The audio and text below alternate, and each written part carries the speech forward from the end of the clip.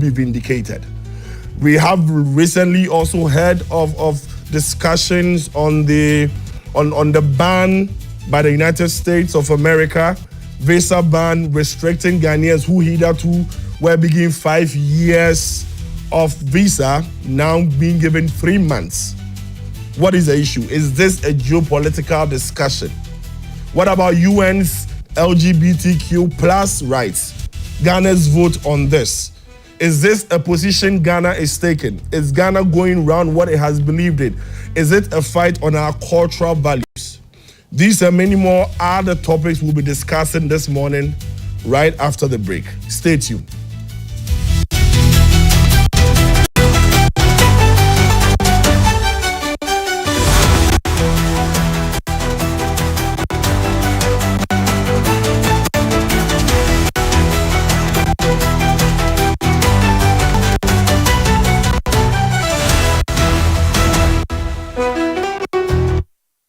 Simple.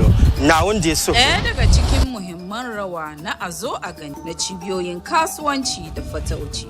Ko shakka babu, shi ke karfafa ingantacciyar tattalin arziki da kuma karfafa al'adun gargajiya. Okobiya baweni ni awele ka buyi uni sana abagule. He vitamin A uni sana hagbike sani ahale. Chichogbarudo kokodi yakatoi. Enyaiba angauha na monachishipo iha chirodovania. Watan atrangau azunububuwe. Sukuu no mo yeko buke adwunu. No ma ane vi sukuu no rebara. Oke mu de bia ma donwane. Ba waya. Okay. Agreken more ngokwa ne ebonijiman. E ma ya le wiade ne mu ane. Adult education. Showing from Monday to Saturday at 5 p.m. only on GTV. Meet Kwame. He's not just any Kwame. He's Kwame the TV license legend. Kwame knows that by paying his TV license, he's supporting GBC, our public service broadcaster, and he's making a real difference. Kwame's contribution helps bring our communities closer together. Because of Kwame and others like him, we will all have access to amazing TV programs, educational content, plus broadcasting infrastructures are maintained and our culture is beautifully promoted. So GBC is asking all to respond to this civic obligation and pay your TV license fee. For individuals, it's 3 CDs per month or 36 CDs per year. If you have multiple sets, meaning 2 or more in your household, it's 60 CDs per year. For commercial institutions, it's your number of TV sets by 36 CDs per year, and you pay the invoiced amount directly to GBC. So let's all take a moment to appreciate Kwame, the TV license legend. Wherever you are, just dial *447 *333 hash and follow the prompt. It's your civic duty, so pay your TV license today. GBC, the authentic and trusted voice of Ghana.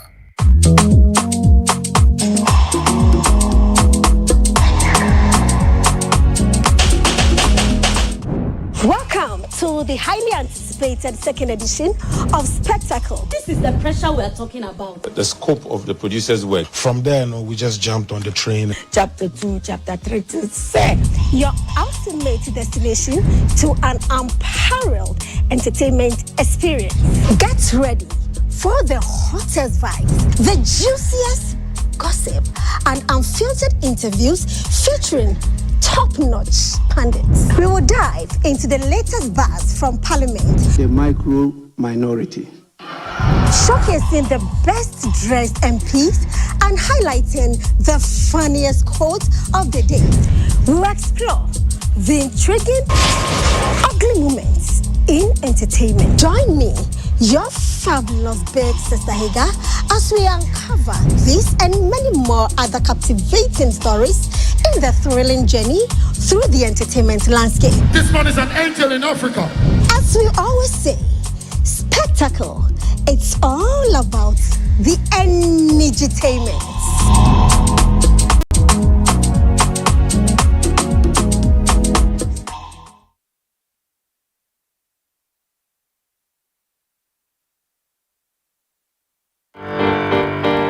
Hi.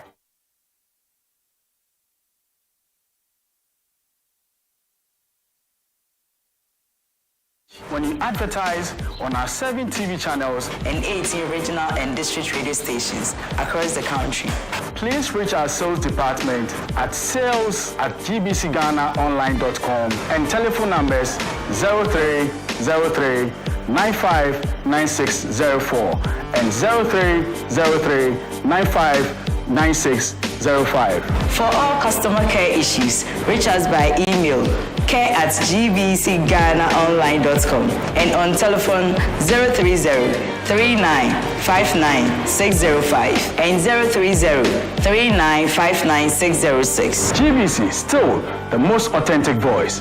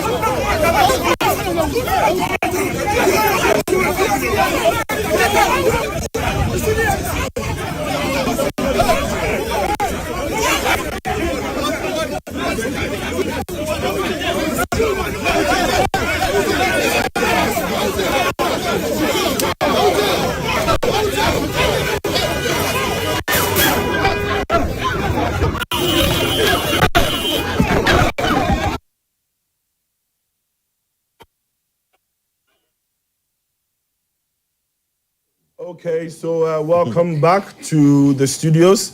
We are streaming live on our social media platforms. We are on Facebook, we are on YouTube, at the Ghana Broadcasting Corporation, and also at GTV Ghana. So you can just go on Facebook, go on YouTube, and start following. Also, we are showing live on DSTV channel 278, and then also on GBC News and GTV. Now back to the studio. I would introduce my guest to do justice to the topic today. I have right across me Hamza Sweeney. Hamza is a member of the National Democratic Congress, right? NDC.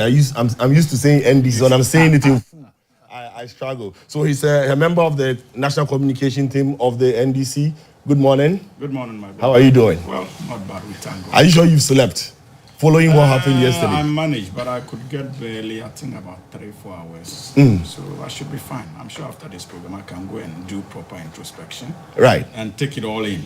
And know that at least, once again, the National Democratic... No, you started too early. Hold on. You started too early. You started too early. Right. Next to him, we have the NPP. So since I'm using acronyms, so let me use the NPP. We have the Deputy National Youth Organizer, Isaac J. Hyde. Isaac, how are you doing? I can't say I'm fine. Have you slept? I haven't slept. I mean, you can tell from my eyes that, I look very tired. I can see. And beyond everything, yesterday was a sad day for Ghana. I mean, it was terrible. I mean, to be that helpless with all the state machinery in place, everything fighting against you. But of course, You can't also blame the NPP because officially the NPP did not go into this election. Right. We'll look into that. Because I'm wondering how officially you did not go, but in the collation room you had your national treasurer present. We'll discuss that one. Next to him, we have Nick Papo Samoa Ado. He's a private legal practitioner. Hello, Nick. We'll talk about the law today. And a member of the NDC. Allow me to introduce him the way I want him to be introduced. Or do you want me to introduce as a member of the NDC? Right, viewers, so you can hear him say himself. I introduce him as a private legal practitioner. You can add the rest yourself. The proud branch chairman of the National Democratic Right, Congress. That's so. And then to my immediate left, I have my brother Emmanuel Putin. He's executive director for the Africa Center for Security and Counterterrorism. And also a member of the New Patriotic Party. Why are you adding things that the people? Oh, but he even went higher because he contested as a parliamentary candidate of the NPP in the Sababa constituency in 2020. So you are getting it wrong. I contested as an independent candidate. No, not as an independent. You contested the primaries of the NPP. Gentlemen, can we stay? You did. You are putting that credentials. You did. You are putting the credentials out there. He contested the internal primaries of the New Patriotic Party. No. Let me clarify. Okay. So I'll allow you 1 minute clarification. Then we go into the topic. Yes, my brother. I still remain a member of the MPP. Oh, brilliant. For the avoidance of doubt, and when I went independent, I was not given a communication from the party. I've been ratificated from the party. Brilliant. So as it is, I still remain. But you know me. Brilliant. Ghana first. I do. Same with me, Samoa, and all of us. Right. So, gentlemen, let's come back. Okay, good.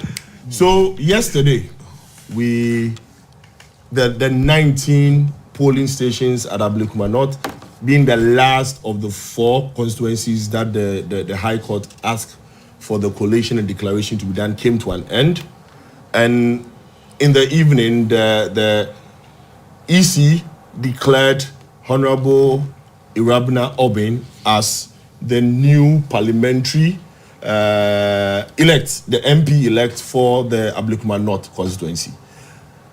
I would want to discuss that later, but first I want to look at the issue of the violence, because the beauty of the elections, I believe, was stolen by the violence. Now, Mr. Putin, being a security person, at what point will we be able to say that violence in our election, in the form we took yesterday, can no longer exist? Well, thank you for having me, and very good morning to my fellow panelists, and congratulations to Honorable Irabna Obin, the MP elect for Ablekuma North. Yesterday on the TV3 program, I did say they were the 2 years and 2 hours of our time, and may the best candidate win. But I was thinking that given the violent nature the election took, she could benefit, the MPP candidate could benefit from sympathy votes. But that was not to be. But that is the beauty of democracy. I'll leave that to the politicians to digest that and focus solely on the security aspect. I also want to use this opportunity to congratulate their new senior officers who got their promotions yesterday. My good brother, Agozo. In fact, I was with Agozo at IDEC when he made that famous statement that how can you tie our hands when you want us to work? And it was a harmless professional statement he made, and his prosecution, if you look at it from all intent and purpose, was politically motivated, and we thank God the court vindicated him, and at long last his promotion has come. He's now a DCOP. So my brother, congratulations, I'm very happy for you, and I think a lot of us can learn from what you stand for. And the next person I want to congratulate is my own brother, Razak. For 8 years, he was also politically overlooked at the rank of ACP until the later part of it, when he was appointed as the coordinator for national security, he was swiftly promoted to a DCOP. Now he's a commissioner. I think it's right to also send congratulations to him and many others who enjoyed promotion yesterday, especially also the Director General of the CID. Having said that, I think that as a people, we need to rethink about the security architecture of our elections. And to me, yesterday, many of the platforms I appeared. It was very unanimous, and the blame went to the doorsteps of the police. And the backstop with the IGP. So I didn't mind swears yesterday, especially when I saw the Interior Minister and the Minister of Defense at Ablekuma North, and the IGP was nowhere to be there. I personally called him out to make sure he gets there to show leadership. And fortunately, I think about an hour or two, he appeared. And and rightly so, after his visit, you realize that the tension somehow de-escalated. But I got a call later on from the police headquarters to clarify certain issues. And I think it's fair that I put them here. Maybe those sets of information was not available to some of us as at the time we made those comments. I think the IGP was of the view that since it's a constituency-related elections, at best, the region should take care of it. So all the blame more or less shifted to the region. But I still believe that if it had gone successfully, it was still the IGP's name that would be mentioned. But they were of the view that under his reign, he has devolved a lot of the powers, unlike Dampari's time when it was centralized at the police headquarters. Now the regional commands have the free way to even release their presses and those kind of things.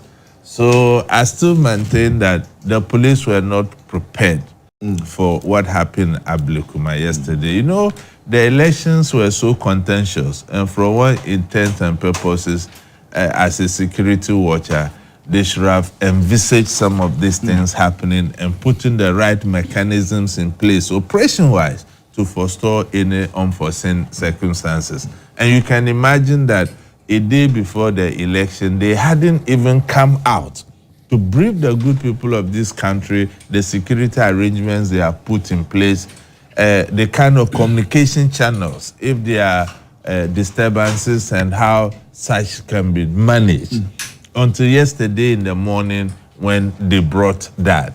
And I think it was belated simply because in a democracy, security is about the need to know. If the people don't know what arrangements are in place, how do they manage their activities to conform with the rules and regulations that more or less are being imposed on them just because of that elections? And I think that moving forward, they should put such measures in place. And we must also understand something. Security is about preempting, prevention. It's cheaper to prevent than to allow same to inoculate, and now you are now reacting to it. And another thing I saw that was so disheartening is, given how contentious this election had been envisaged, I think they should have put parameters. If you are not a voter, you don't come close to the ballot box. Right. If these parameters were in place, how Yakubu in the first place, how Kumsen in the first place wouldn't have had the opportunity to even get near to the ballot box. And I heard allegations of pepper spray and those kind of things. Right. So it still falls back to the police. Right. If these parameters were there and searches were conducted, I'm sure there was no way, if it is true that indeed it's alleged, because I've not seen, and you know, in Ghana today, a whole lot of things happens. Right. When Basatele was asked about the video, he said he's not privy to. So whilst you speak, I would have my team show on the screen the press release by the Ghana police with regards to the security the police officer who assaulted the media personnel. I would have it projected on the screen so we can read it. But then yes, please go on. So to me, so it was security lapses that led to some of these things. Right. So I think it's a bit too small for me.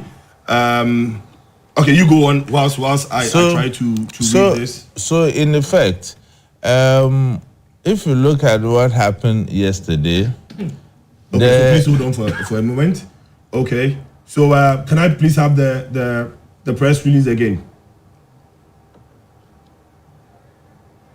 Right. So the Ghana Police Service has. Okay, please go on.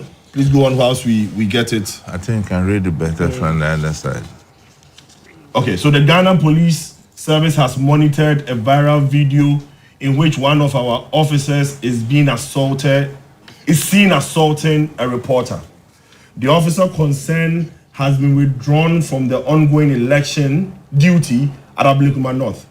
And in line with internal disciplinary procedures, he has been interdicted and referred to the Police Professional Standards Bureau for investigation.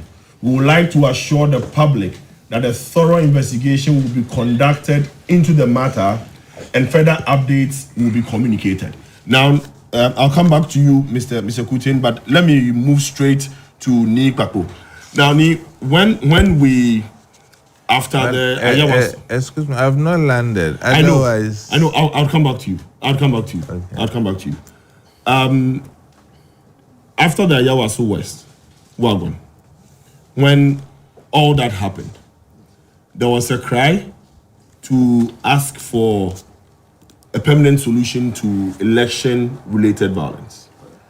Then there was an act, the vigilante or whatever it is, that outlawed vigilantism and asked for the disbanding of all these groups. Fast forward, it seems that was not the solution.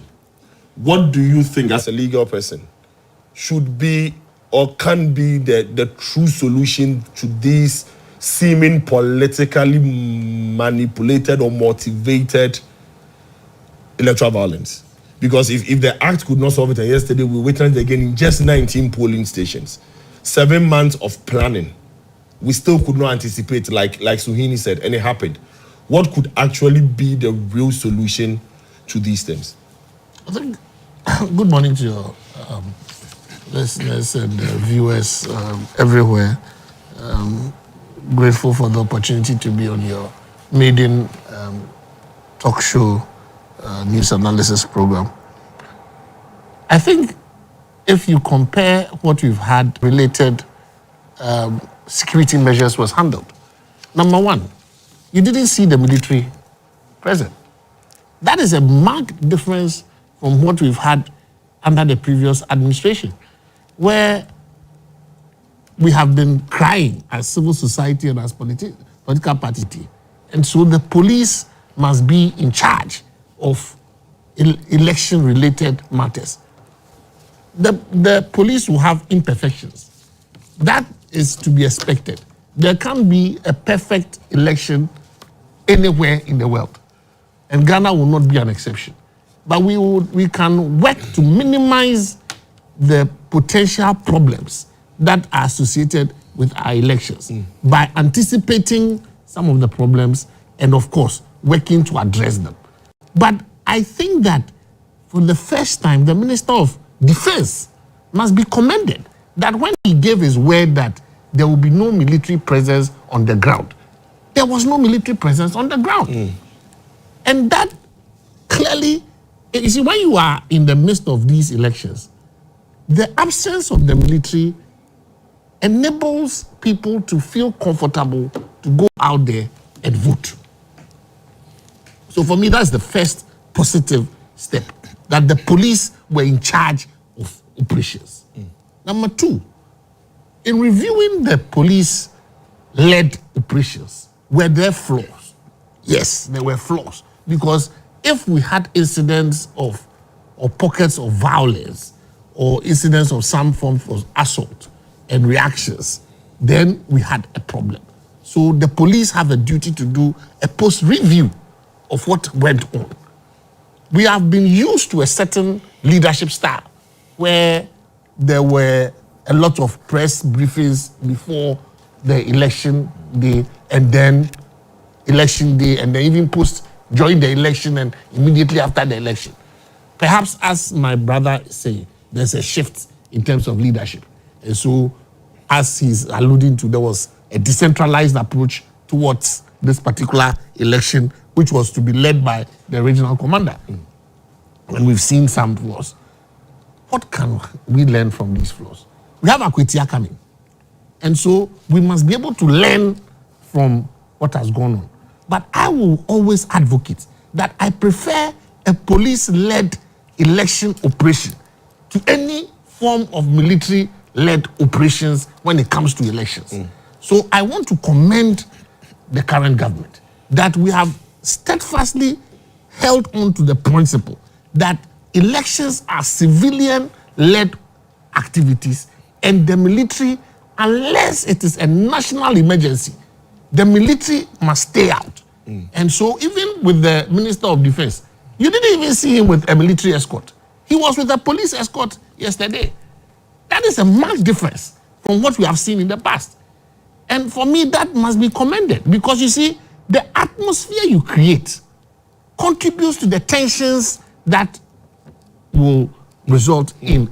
So for some of these incidents that happened, if we had had an enhanced police presence, for example, where maybe we increase the police presence per police station to maybe 100, that would have been a bit preventive.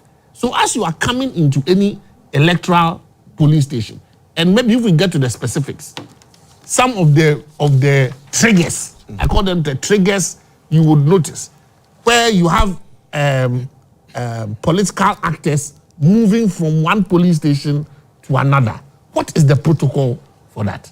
We need to have protocols for some of these things, because you know that there are certain personalities who are, I would say, they are triggers. Immediately they step into a particular place, there is tension. You see, because once you step there, there's a rumor begins to spark that why are you moving in a convoy, for example? Because they are not coming. These are not people who are walking just alone. I look, we saw Mr. Honorable Kennedy Japan walking. We saw some of our own, even our chairman was there. A lot of our people were there. When you see them walking on their own, maybe one or two people with them, you don't see these areas and pockets of tension. It is when you see people in a convoy, where you see people massing and moving in a certain direction, then because people are also monitoring. The people in the local area are watching. They are monitoring. All the political parties are monitoring. Why are you moving a certain number of people from point A to point B? You understand? So we all need to work with the police so that at the end of the day, but I still insist that the police must remain at the center of security activities when it comes to elections. And the way the current police administration has started, they must be commended. They are not perfect. There will be certain, issues here and there, but we don't want to see the military being at the head of these things. And for me, that was the one significant takeaway that I had from the elections of yesterday, that it was a police-led event, even with all its imperfections. I see Isaac is smiling. Isaac, from the beginning when he started speaking, I kept seeing you nodding and shaking. As to some points you agree, some points you disagree. Yes. The NPP, your general secretary, right, said you are not contesting. The aspirant, a day before the election, was seen campaigning. Your flag bearer for the 2024 December elections, there was some social media news that he had donated an amount of money to her. Honorable Brian donated some amount of money to her. We saw it on social media. We saw Honorable Kennedy on grounds. At the Collation Center, we saw your national treasurer in the room, is it a sign of the top not having effect on the ground? Because if a general secretary says we are not contesting, we saw the last by-elections when the general secretary of NDC said we are not contesting. We saw it. They did not contest. What happened? Well, thank you very much. Greetings to our cherished viewers this morning. And a special greeting to my lecturer, because if I don't greet, I will be in trouble. Are you supposed to be in lectures this morning? First of all, I just want to state that, I'm very disappointed and sad as a Ghanaian. Because I'm a Ghanaian first before a political party operative. What we witnessed yesterday, must be condemned by both parties and every well-meaning Ghanaian. It is sad watching young people stepping out there to just do their work. And first of all, I talk about the media. You saw how a police officer attacked the GH1 representative on the ground at the Methodist Church. Then again, we saw another media house from Joy News. A lady was just standing there. She also got her own version of the NDC machinery. Beyond that, there were other individuals. A young lady was just standing there. A number of videos are circulating on social media. And in fact, it's an eyesore. I say this while also putting the blame squarely on the Ghana Police Service. Yesterday, they did a lot of disservice to Ghanaians. And I have no doubt that the police was in bed with the NDC, whatever happened at Ablekuma North yesterday. Because you see, take for instance, the polling station where Howard Kunsun was attacked. And from the video that you are just playing, the number of police officers that were there, the number of intelligence agencies you would expect, that for 19 polling stations, we could have no excuse to say that we don't have enough men on the ground. But when we commend the police for being present, and at the end of the day, they cannot do a basic job of protecting Ghanaians, then what have we achieved? But I'm also not surprised, because in any case, on the 4th of January, when the High Court directed that the police should provide protection to the EC in order for them to collate 3 polling stations, the police couldn't provide that. But yet, police was present to provide security for 19 polling stations. And I think that beyond the politics and everything, we need to come to a point where we need to think as Ghanaians and our nation. Because where it is going, it is scary. Chris Lloyd is my brother, our deputy national organizer. It is evidence from the video that you see out there that this is somebody who had just gone somewhere doing his observation of polling stations. Out of nowhere, a bunch of people sitting in the national security car. Some of them wearing... Was the car branded? And viewers can look at it. Was the car branded national security? The white car that was leading them had a police strobe light, one that is normally used by the state security agencies on it. The white car that led them there. How did they come with that? It's our national security and everybody telling us that they were not aware that these men were being driven. Granted that it happened in Ayawaso West Wagon. How long can we continue like this? There were individuals, people going about their businesses, who probably, for want of a better word, had nothing to do with what was going on there. Perhaps their polling stations were not even part of the voting as of yesterday. So viewers can see on our screen. And then look at what somebody's father going about his work. And I'm not saying that I'm condemning this while closing my eyes to what had happened at that places. In Akotia somewhere in 2012, 6 people died. In Etiwa, Anita Desoso drove a car into people and a lot of injuries were caused. What did the Attorney General Martin Amidu at the time tell us? I think that as a political class, we need to be careful where this country is going. And, hit the nail right on the head and say that, Charlie, we need to put some brakes at certain places, because where it is going, people will start making comments. Violence begets violence. You leave some of these things unattended, and it gets worse each and every day. And power is transient. And I tell you that 8 years from now, 4 years from now, even 3 days from now, if you give some of these young people an opportunity, they will retaliate in equal measure. So I think that we need to, as a political group, and of course, while at it, a number of people have cited the attacks on Sam George at Ayawaso West Wagon. What did Ayawaso West Wagon do to us? a president and the party that was acting demanded that we disband political party vigilantism in this country. And that led to the introduction of the Anti-Vigilantism Act. The effect of it is that NPP as a political party disbanded every supposed, because we have never owned up to any vigilante group in this country, but every supposed aligned vigilante group to the NPP. Yes, but NDC also said they disbanded theirs too. Well, disbanded. Supposed. And today, the effect of it is that you have NPP people saying that, you know what, there's a need for you to protect yourself because the state cannot protect you. Especially when in the full glare of everybody, we see police officers standing there. In any case, at the polling station, Dakwa Newman was the polling agent of that particular polling station. So she was standing there with her Kunsin. Out of nowhere comes a number of these young men pouncing at them. What do you expect the woman to do? A helpless woman, just observing proceedings. We can assume, some people can say that, what was she doing there? I have evidence of Asiedun Ketia and a number of men moving to other polling stations. Did anybody attack him? No. So, we cannot whitewash the image of the Ghana police and create an impression that once the military was not involved, they have achieved anything. Right. It is my expectation that, as at this morning, the IGP will issue a statement. And just as he has said that there's been an interdiction of the police officer that attacked the journalist, there's also going to be some, measures to deal with officers that led this operation. Because I tell you, it is not everything also that came into the media. There were canvassers of the NPP. A gentleman, somebody used a screwdriver into the leg. Some of these things were so gruesome that you can't describe it. And it's sad. A number of us leave our homes to do our job, maybe out of love for political parties. It shouldn't be reported that people are dying, people are being beaten.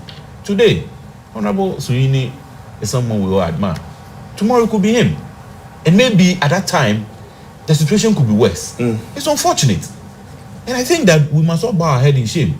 And the media must not stop its work as at this stage. It must go further and probe and expect that every police officer who led this operation, who were in bed with the NDC to ensure that this thing was done. Because you could tell clearly that this is a hatchet job where a group of people have sat in the room and designed this thing. Let's hold it there. I am not able to confirm that whether it's a hatchet job or they are in bed with anybody. All I know is we are seated here this morning. So, Tuhini, before I come to you, can I have the press release by the Peace Council also on the screen? I'll read that, then after I'll come to Suhini. So can I have the press release for the Peace Council? Okay, so it says the National Peace Council calls for calm at Ablekuma North. Can it be bolded a bit for me? Right, so the National Peace Council has noted with concern the incidents of violence and the reported assault on journalists and the former Minister of State during the ongoing rerun of elections in Ablekuma North. Such incidents violate the rights of individuals and threaten the peace and stability of the nation. The Council strongly condemns these violent acts, including the assault at the Methodist polling station in Odoko, and urges all voters, security personnel, and observers to remain calm, exercise restraint, and allow the Electoral Commission and security agencies to carry out their duties peacefully. The Council welcomes the interdiction of the police officer involved in the assault of a journalist, and further calls on party leaders and the youth of both the NPP and the NDC to take a collective stance against political violence. We also call for swift investigations by the police to ensure the perpetrators are brought to justice. The NPC is closely monitoring the situation and calls on all stakeholders to prioritize peace and uphold democratic values throughout the electoral process. Suhini. Yes, sir. Peace. 30 years of democracy. We are getting ready for a by-election at Akwesua. This has just unfolded in 19 polling stations. Like was said by the NPP. It might ginger some other people to think that now we also need to protect ourselves. What does this say about violence for our future elections, by-elections, 2028 elections? You see, Good morning to you, of course, to my colleague panelists, and our senior comrade on the show, and our cherished viewers out there. First of all, it is important for us to put the discussion in context. I say so because I think that violence in any form is condemnable.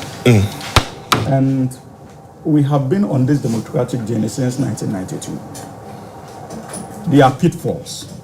We are perfecting it as we move on.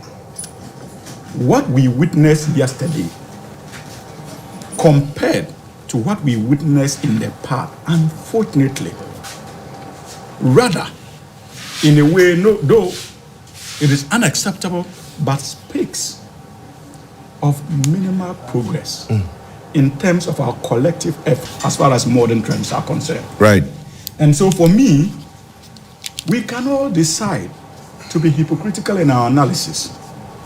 But regardless of the pockets of violence, yesterday's experience demonstrated measured progress in terms of how we conduct by-elections or reruns.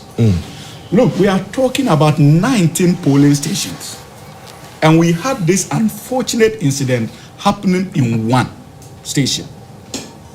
Thankfully, yesterday, we did not record any death. Thankfully, yesterday, we did not record an incident where people were cut with machetes. That was not recorded. Yes, the likes of Hawa Yakubu and... But we are not in any way suggesting that stamping on somebody is better than using machete. That's not what we are suggesting anyway, just to clarify. The Please most go on. important point I am making is that no life was lost yesterday. It is very important for us in condemning these unforgivable attacks. We must also accept that we make some progress, albeit discomforting. Right. And I make this because I'm making this point because my mind quickly went back to Techiman South. Indeed, it was not party apparatchiks who were shooting at innocent civilians.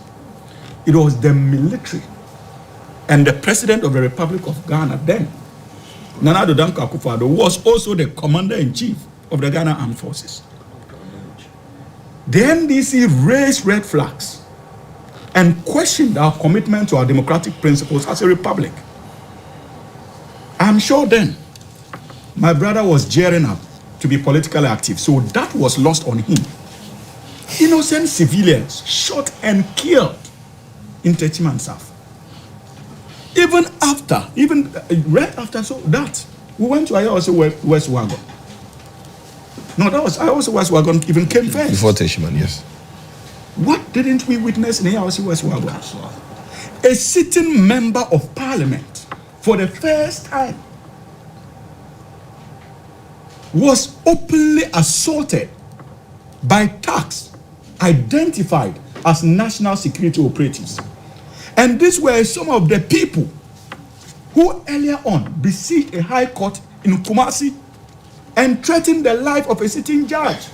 Court officials were beaten mercilessly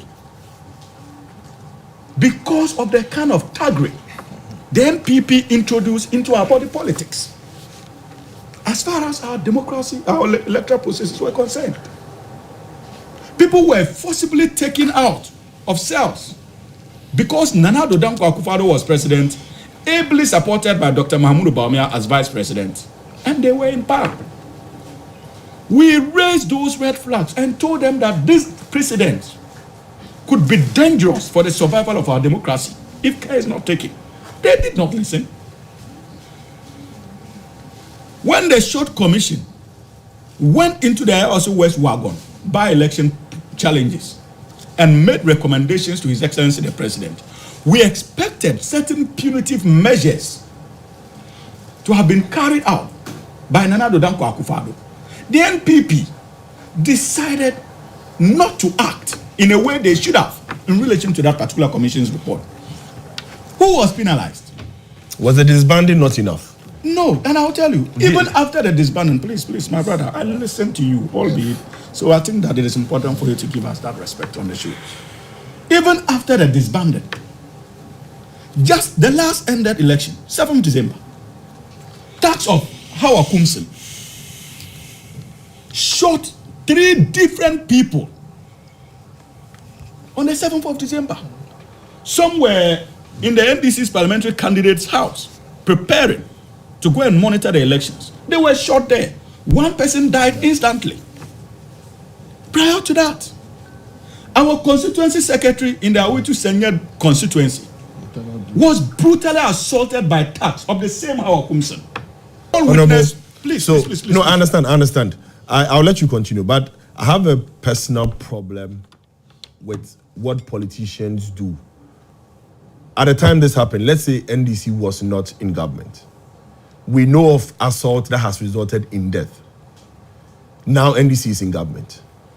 And we are saying that these people are walking free, still in this country, knowing very well that they had assaulted people and they have died. And you see, I can assure you that is the reason why even the likes of the Honorable Sam George had cause to remind the Ghana Police Service yesterday that there's the need for them to still look into his investigations, because we cannot take these things for granted. And you see, this is not a government that is going to sleep on these unfortunate acts. Remember, in less than 1 month in office, His Excellency President Mahama got his secretary, executive secretary, to write officially to the police service to investigate these electoral violence that were associated with our elections, even before he became president.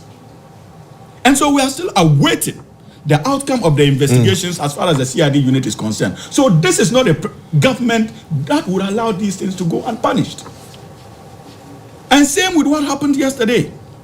I am told that the security agencies have commenced their investigations already. Right. And anyone found culpable would be taken to the acceptable norms when it comes to our criminal procedure in this country. So this is not a government that is willing to shield people. But all what I can assure you is that we must be very careful in the kind of selective analysis we engage in.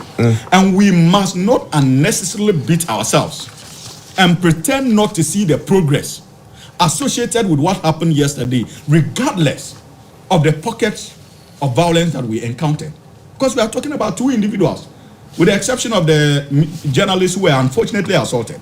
We are talking about the NPP's Deputy National Organizer. Are you saying theirs was fortunate? 2 journalists.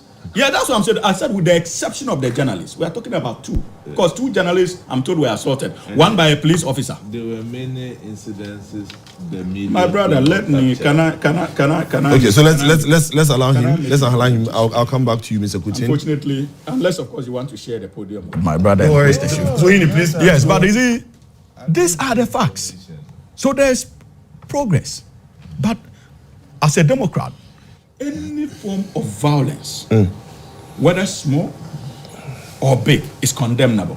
That has always been the spirit of the National Democratic Congress. Today, the NPP is complaining about efficiency in the Ghana Police Service. Are you kidding me? When they were engaged in all kinds of unwholesome recruitments into the Ghana Police Service, into the Ghana Army, pushing through people who were known thugs of the New Patriotic Party, and we cautioned against the politicization of these security agencies. What did they tell us?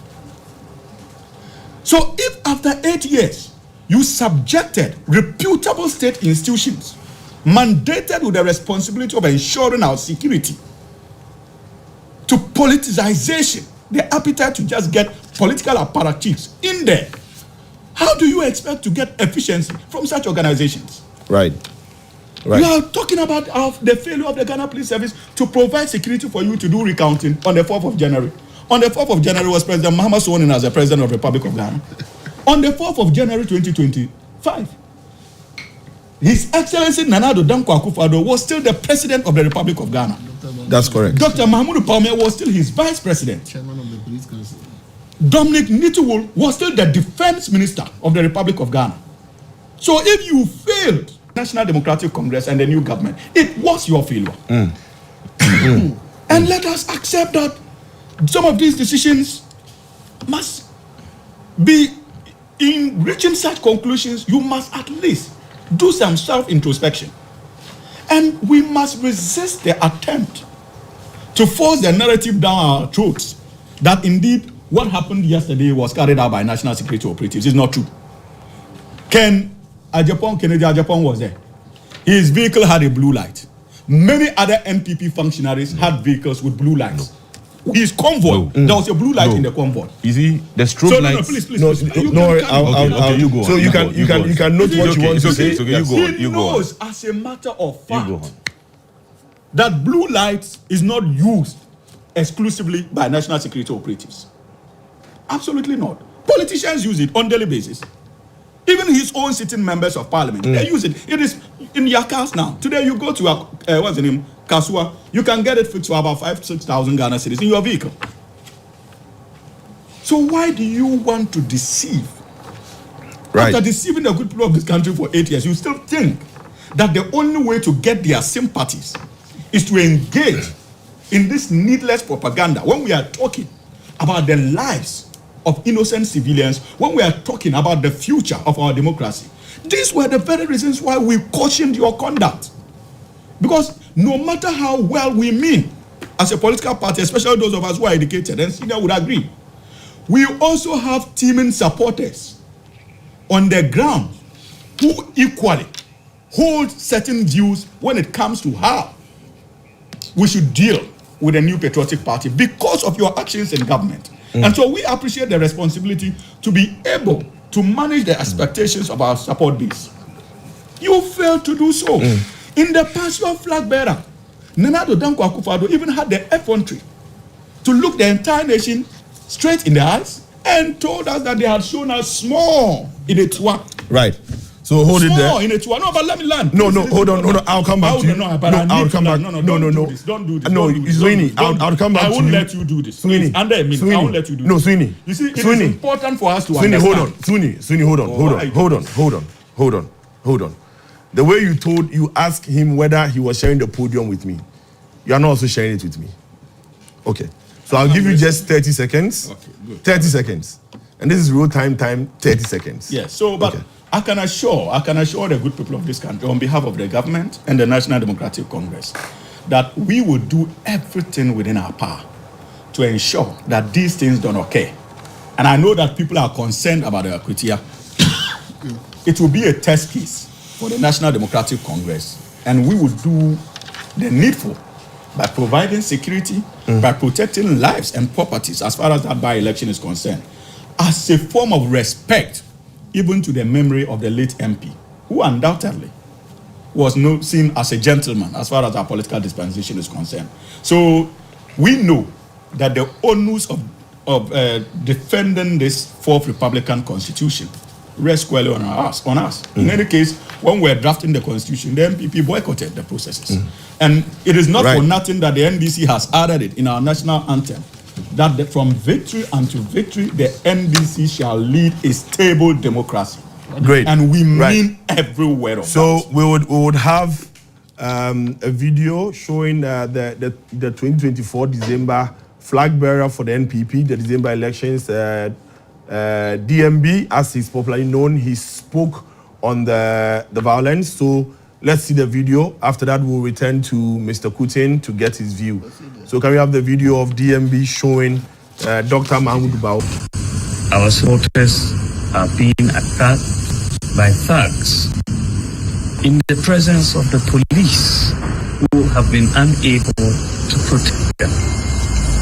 The candidate Electoral has been attacked. Our Kumson has been attacked. Our deputy national organizer has been attacked. So many of them, Asante, many women have been attacked. At every election, we want to see that the democracy is being enhanced. This is very important for the peace and stability of our country. You recall that the background to this particular by-election is that the police told the EC that we're unable to provide security to collate 3 pink sheets, just security to collate 3 pink sheets. But for some reason, they were able to find security to conduct elections in 19 polling stations. And today, our people are being attacked with the police presence and unable to provide security. We don't want the country and political parties to start to think that they have to provide for their own safety. This would be a recipe for disaster if a political party has to raise their own army to give them protection during an election. But this is the message that is being sent. What we have to be clear about is that the people who have perpetrated these acts have been caught on video. I call on the president to take action, and all the people in charge of this country, the administration, to take action to bring the perpetrators to book. Right. So, Kutin, right, back to you. Now, earlier, before I took it from you, you were speaking to the police or the national security being able to have anticipated this and prevented this. Could this have been anticipated? Of course. This is not the first time we are running elections in this country. And the police as an institution knows that when there's any form of elections, we have this Electoral Management Board. At the national level, more often than not, the IGP chairs. When it is at the regional level, the regional commander chairs. And at the constituency level, you have the municipal and district commanders chairing. And more often than not, you can't go for any program where people are congregating in this nature and you will not anticipate any pocket of violence. And look, yesterday, the people who don't reside in Ablekuma North, who came to support their parties, were more than even the 6,000 voters at Ablekuma. Can you imagine? I saw somebody from my own constituency, Saboba, in Ablekuma North, just because of this. So that should tell you the high stakes in the elections. So to me, I think that as a nation, we have to depoliticize our security institutions. Right. And if we really want to safeguard the sanctity of our democracy, then this is the way to go. I feel so scandalized. More or less, this morning, looking at the communication from both the MPP and the NDC, I don't believe in politics of equalization, because it is true that in these very elections, the president had given his word that he was not going to use the military. The police under the constitution are mandated for this kind of activities, and that is it. But outside the involvement of the military, was it any different from previous elections we have had? And secondly, my good brother Nee mentioned about numbers, that if there were more policemen at the police station, some of these things could have been, My take on this is that insecurity sometimes is not about the numbers. It's about strategy and effectiveness of the operations you have. And in these very elections in Ablekuma North, it should be intelligence-led, many days even before the vote. You get people embedded in both camps. They don't know who they are. Then they can pick this information seamlessly and relay same to the operational team, and they can nip those things in the bud even before it inoculates. So now, we have this on our hands. The populace released a presser interdicting one of their own. To me, it's just cosmetic, or it's just for the optics of it, because we've been in this country, police personnel have been interdicted and nothing has happened to them. And I am... Is it that we don't follow up to find out what has happened to them? Because it would not be fair to just say nothing has happened to them when we don't know for a fact. You see, to me, because they devolved the operations to the region, my intel is that they directed divisional commanders to be on the ground to assist. And this goes to the core of the training of our police personnel. So you understand? If you are a divisional commander, it shouldn't have even been involved in the direct contact with the people. You should have been somewhere using your communication gadgets to give instructions. Right. He wouldn't have found himself in this trouble. And the police have given him out. I don't know the kind of investigations they have done, and they felt that he should be interdicted. And to me, they have thrown him under the gutter already. I mean, I think the video had enough investigation. Okay. Let's ask ourselves, what brought us to where we were yesterday? Is it not the burning of the ballot boxes and the EC inability to get the full complement of the pink sheets to declare the results? Are there no videos? So we can choose and pick. I believe in equity. And you see what happened yesterday. It doesn't matter what Howard Kumsin have done in the past. You understand? That is why the good people of this country have voted out the MPP because of their excesses, so-called, is that not it? And have given you an overwhelming majority. So if you come and you are repeating the same things that happened under the previous government, then what was really the need for the change of power? And you see, look, you know the international damage it will bring on our democracy just in the elections of that nature. And you see, you said it's condemnable, but when you try to equalize it with other things that are happening in the past. I don't think nobody on this panel has rationalized. Hamza, I don't think. No. You see, Hamza. When you were talking, you said so many things you could have been interjected, but I kept quiet. Let me come. You even said the same thing to the gentleman here. So you see, Mr. Putin, so hold on for me. Okay, so let me clarify. Let me clarify. No, I'm not saying they endorse. No. Look, listen. I was on a lot of platforms yesterday.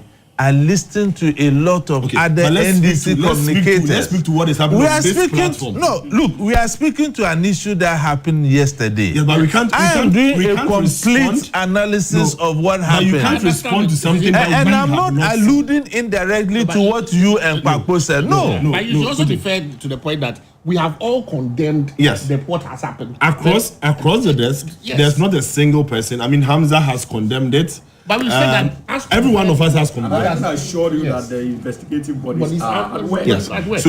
So just continue, but then just know that across the table, each person has indicated that what happened is not right. Yes. So, thank you. Point well noted. Bye. I see it has disorganized your thoughts. No, not at all. Not at all. You see what? No, not at all. How can this disorganize matter? No, I just wanted to let the process wrap it up, so I go to Nipapo for his view on this. You see, when it comes to me, you give me less time. No, that would not be fair. First time, that would not be fair. It's fair because for the past 7 minutes. No. It was 8:19. They interjected and took 3 minutes of my time. No. They took 3 minutes of my time. So now you have the time. You see, I'm here as a security analyst. Okay. And not on behalf of any political party. Yes, so I don't communicate for MPP. So don't see my political lineage to say that no. This is the same time you are using Mr. I take serious exception to that. You have the time. Please go on. No, not the fact. I don't communicate for. I'm here as on my. You have 2 minutes. You've used one to across with Hamza. You see, so you have one more left. Please go on. Please you have to protect me for the political. You are not allowing me to protect you. You keep looking at them. Look at me and speak. So you see, yesterday other things happened, and it has to do with the political vigilante laws. We went at great length to campaign. I was one of the voices for this bill to be passed. Now the bill is passed.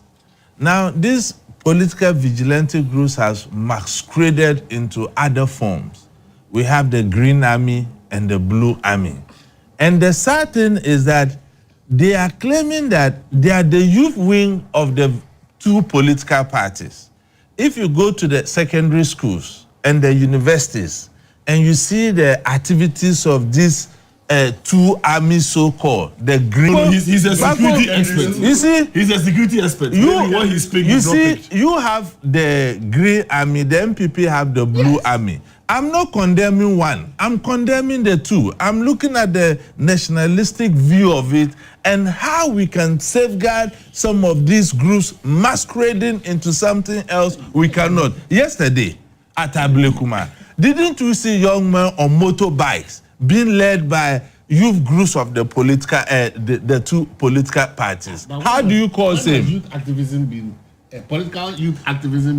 They are masquerading more or less into another form of political vigilante groups. And you see arms. Okay. Haven't you heard yesterday some of them were even holding bows and arrows? Bows and arrows. I'm telling you. Look, look. Don't let us joke over these things. I'm coming. Look, these are serious national security matters.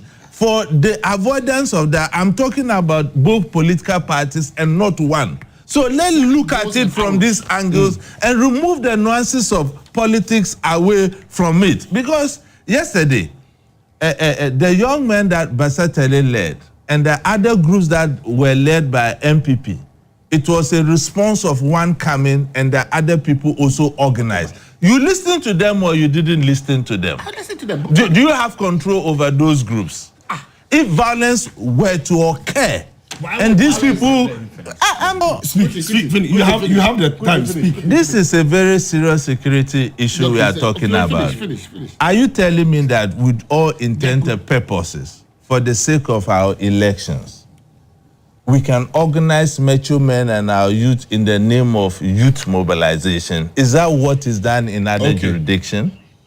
We are learning from best practices. Is that not the case? Okay, right. Have you seen that happen in best democracies? Let me move to... Let's contextualize our debate and also not blow certain things out of proportion. The youth wings of all political parties, ANC, what have you? They have always been the basis of activism. Mandela, what have you? Where did they all emerge from? They emerged from the youth wings of their parties.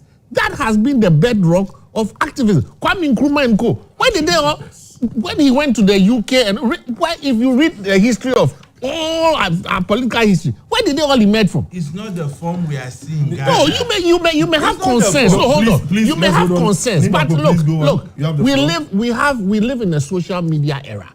One of the things that is credited to the NDC is how attractive our branding became when we went social with some of. In fact, our youth organizer is credited with changing the face of our brand when it comes to the NDC's youth wing. You can never have seen our youth wing holding machetes or this. They do. It is motorbikes. They go for a ride. They go going door to door, sharing T-shirts, active. Because the point is, our population is youthful, and so if you don't have the designs and the things that will attract the young people to your party, you would lose out. Because that is why we are in a social media era. So we have TikTokers, we have all the people on TikTok too that become. I think we are. If you have specific examples of anyone going overboard, I think you can hand over the evidence to the security services but beyond that, let us not criminalize or let us not always impute ill motives into genuine attempts at whipping up the enthusiasm of our youth in terms of politics. Right, so Nibako, just 30 seconds, so you ran it up. Yes, I'm done with. I was just responding quickly to what but you were directing a particular question. My question to you is, with what happened yesterday, yes, does this further deepen our image, or does it better the image of the EC now? I started off on a certain time, and for me that was what was most focal for me. Once my brother took it from another point, my point was about the issue of the military. I am an advocate. That is settled. No, it's not. It's not just. No, it is not a matter of being settled. It is a policy shift. A policy. Oh, hold on. My brother. My brother. You are good thing. You are here. Oh no, I don't have a problem. You can no. What effect did the new so the effect of that? Now, let me solve violence. No, hold on. No, you're not. No, Gentlemen. Chief. If you go, Chief. If you go on break, then you have to come back to me. Hold on. Because you have to come back to me. I'm the one moderating. I need to come back. Yes. No. I was making my point. No, Chief. I was. No. I was making my point. No, at least let me close. Let me close my point. Just hold on for me 1 second. I'll let you close what you have to close. Putin, when you were speaking and you were being interjected, you raised concerns. But you didn't save me. I saved you a number of you times. allowed them. No. So the effect happened. Putin, the listening public will be the best judges. You see, this is an academic exercise we are doing here. Yes. It's not about politics. No, it's not about politics. So if there's a change in policy shift, yes, it's settled. But what has been the effect? Let me tell you the effect. Let me give you the effect. The effect is this. In 2020, okay, you had a situation where innocent Ghanaians, as my brother said, were killed and there was no accountability. You see, for it. You see, hold on. Isn't not the equalization I spoke about? You said I am misunderstanding that. Innocent people, how? Look, the president just a week ago called on the Inspector General of Police to investigate those things. Isn't not the same thing on our hands? Please, let's leave the politics and credit our listeners. People are listening to us. So if you are saying, look, you can say one thing and do another. I raised this issue. You said everybody condemned that. Are you not referring to something that happened in the past? No, I'm saying. We are not kids. Listen, let me do my and I'm reiterating my please hold on. So put it properly. I would let you speak. Why you learn to No. tell me how to do my point? If you say you condemn what happened yesterday on one bread, and in another bread you are equalizing what happened. I don't think anybody is doing equalization. I'm saying that. Please give me a second. Putin, I would need you to understand that this session is being moderated by somebody. If you refuse to listen to me when I'm prompting you, then when you are speaking and they interject also, you would not expect me to come in. Like you said, this is an early morning. People are paying attention. Viewers need to listen and make their informed decision. The interjection and the massacre of discussions would not help it. Please, let's be organized. We've been very organized from 7 o'clock. Let's respect that and continue. Okay. Can we have that? Yeah. Gentlemen across the table, can we all have that? Oh, sure. Thank you. Nipapo, please, over to you. And I reiterate my point earlier, that for me, the most significant, and it's just one point, the most significant electoral policy shift between the NPP government and the NDC government has been the fact that this government has decided that the military has no place in the conduct of elections, and it must be a police-led and a police-driven agenda. And for me, seeing the Minister of Defense on the ground, I think you've made this point. I had a specific question. I think you are not answering my question.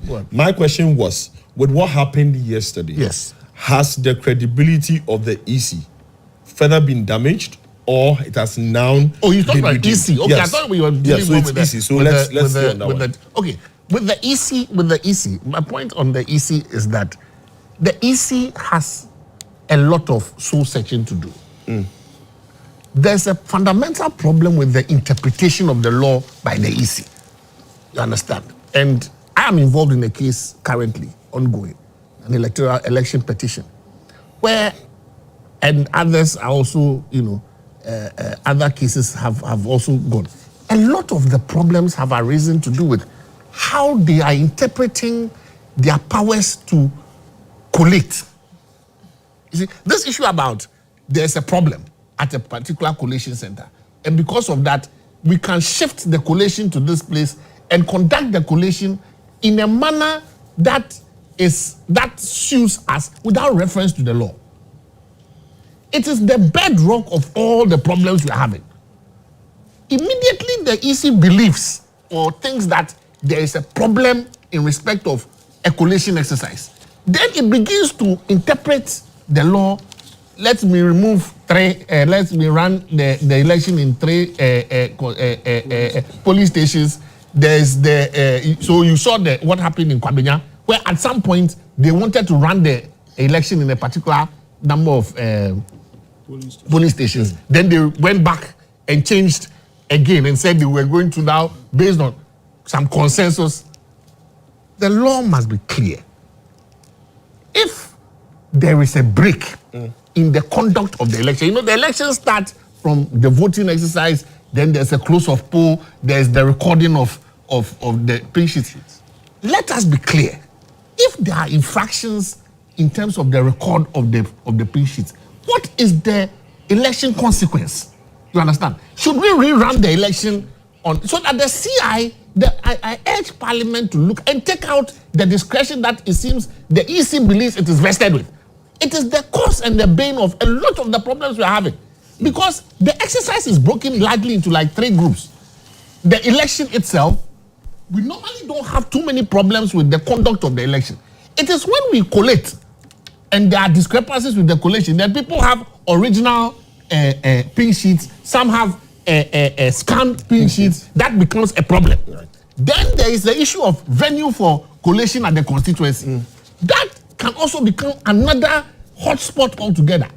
Part of some of the serious electoral problems we've had is how, where, and who is actually doing the collation at the constituency level. There are problems on some constituencies. You know that for about 2 elections now, Techiman alone now has become a no-go area when it comes to the proper collation of election results. Right. And for the NDC, for example, we are highly aggrieved by some of the collations that went on. Because we sincerely believe that if those collations had gone on properly, Greater Accra like this, we should have, the MPP would have probably had only 1 seat.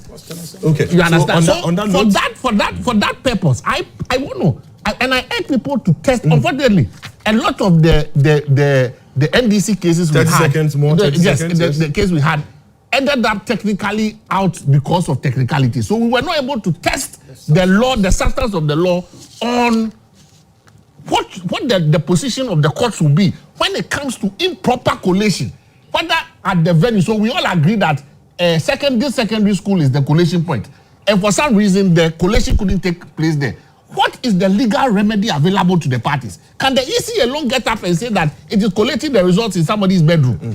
And because some of the problems is that when the collation is done, then the results are declared. Then somebody is declared the winner, somebody now becomes the MP, and then the aggrieved party now has to go to court to now reverse what has happened. Right. We need to take a second look at the law. So I'll go to my politicians. I'll give you 2 minutes each.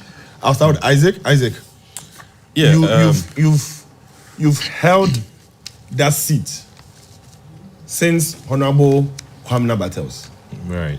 And just yesterday, I think about 209 votes difference, if I'm correct, you lost that seat. Now it's reduced your number of seats in Greater Accra. The more. Is MPP losing, or is this an indication that Greater Accra is a strong hold of the NDC? Is this a mark of what to expect in 2028? Well, thank you for the question, but before please, 2 minutes. Before I come there, I need to respond to a few. You can use your 2 minutes to respond. No, but we'll go there. Don't worry. But first of all, I want to call out the Ghana police once more, and I'm putting these car numbers out there because I insist that the tags that attacked my colleague Chris Lloyd were sanctioned by the National Security. Hold on. Okay. No, wait. No, hold on. Wait. Hold on. No, hold on. You hold on. Let me make such a hold on. I have names. I don't have a problem. I am responsible. I am responsible for. You might put a number plate out there. Somebody would go and react. Number plate. No, it's in full glare. You have played that video, and that number plate was there. Hold on. Give us the number plate. I'll get my producer to check. If it is indeed the case, then I can let you publicize it. I don't have a problem. For you to say it on air, write it down, and somebody would see somebody in that car and go and victimize. I have said. Has evidence. You should write to the Ghana Police Service. I have said. The CID need to investigate. So Honorable Suhini was trying to downplay the fact that certain strobe lights, and I say strobe lights, there are different types of strobe lights being used across the country. Of course, all of them are illegal. But however, the one that you put on top of the car are limited to certain security agencies in this country. There's a gentleman by name Tijani who works at the passport office. As a matter of fact, next week he's supposed to start work at National Security. He's part of the current cohort of recruits. Who was the leader of the people who was punching my colleague? But for your intervention, I would have put those card numbers there. So make it available to us. Then it is public knowledge. It is available to everybody in this country. And we would expect that in no time, as part of the so-called investigations that the police is conducting, they need to tell us how. So next minute, please speak. Then secondly, he's also spoken about sham recruitment. In Asawase, before Honorable Muntaka became currently the Minister of Interior, we've seen people parading themselves, thanking him on social media, how he's recruited them into security at a time when people was in power. If it was sham, how was he sending people in there? But let's put all those things aside. Today I'm telling you, MPP at some point in time held about 21 seats in Greater Accra in 2016. Right. This is politics. Greater Accra is a very cosmopolitan and a sophisticated region. Today, we may have lost Greater Accra, but it doesn't mean that we are done. We have another election in 2028. We shall prepare, we shall organize, and we shall make sure that we wrestle the power back from the NDC. Right. But the impression should not be created as though the NPP is a bunch of cowards. It's a matter of principle. The EC's action sold a recipe for chaos, and it has affected our electoral order. The EC should not declare results and then unilaterally turn around and say that we are going to change that position. What happened to the representation they made in Parliament? What happened to the communication they issued to the Ghanaian people that only 3 polling stations were left in Ablekuma North? And it is also, let me also say, I'm from Ablekuma North. That is my home constituency. All these things could have been avoided if the Ghana Police Service has stood their ground and ensured that they have provided security for the 3 polling stations. What the NPP sought to do and declared. At the time, how are we here? Your government was in power. At the time, be that as it may, the vice president, was the flag bearer. Be that as it may, my brother. I think that your question is made. Ghana police. I'm saying that. So how that come as it may, the police were not able to give security? The pronouncement of the court came on the 4th of January. Yes, but 3 days to the transfer of power. Whichever way, be that as it may, government is a continuous process. You have taken over. What stops you from doing the needful? In any case, we were supposed to run elections in 19 polling stations. He doesn't know that. Certain polling stations had over 50 police officers. Yet you are telling us that the 50 police officers could not protect the people and the persons working there. Yet my lecturer is telling us that they need 100 police officers. Assuming we are running elections across the whole country, the total number of polling stations, do we have to necessarily send 200 police officers to every police station? No. And to the extent that we are now trying to make it look like the military is fomenter of trouble or whatever it is, it doesn't matter. Right. Even if fire service officers are in charge of security, they will be expected to do their work. Right. And the government must be held responsible for the outcome of this election and all the damages which have been done to people. Is the Rerun victory yesterday? I mean, the victory that has kept you awake and made you sleep only 3 hours. Is there an indication that the NDC now has a strong, or this is the turning point for the NDC in the Greater Accra region? First of all, I only have 2 titles. I'm no honorable. I'm yet to get there. One as a lawyer and the second as a proud comrade. Right. You see, my brother, before I respond directly to your question. You have 2 minutes. Yes. So once you use some to do a rebuttal. I actually spoke for 1 minute. No, you actually did more than You did more than 2 minutes. So you started somewhere 2 minutes past. No. You did about 5 minutes. No, I'm the one keeping the time. I didn't do 5 I'm keeping the time. I'm keeping the time. You see, I pity the New Patriotic Party and those who speak for the party at this stage. I do so because all the things they seem to be complaining about are effects of their bad judgment that they exhibited when they were in power.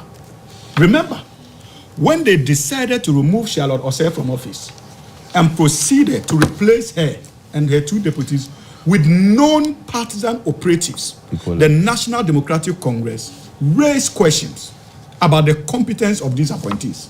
Indeed, the National Democratic Congress was not alone. Imani Ghana questioned the competence of that Electoral Commission. It is their work that led, for the first time, to a situation where, as a republic, we could not get some people representation in parliament for 4 years. Sal case, you remember? Wrong calculation.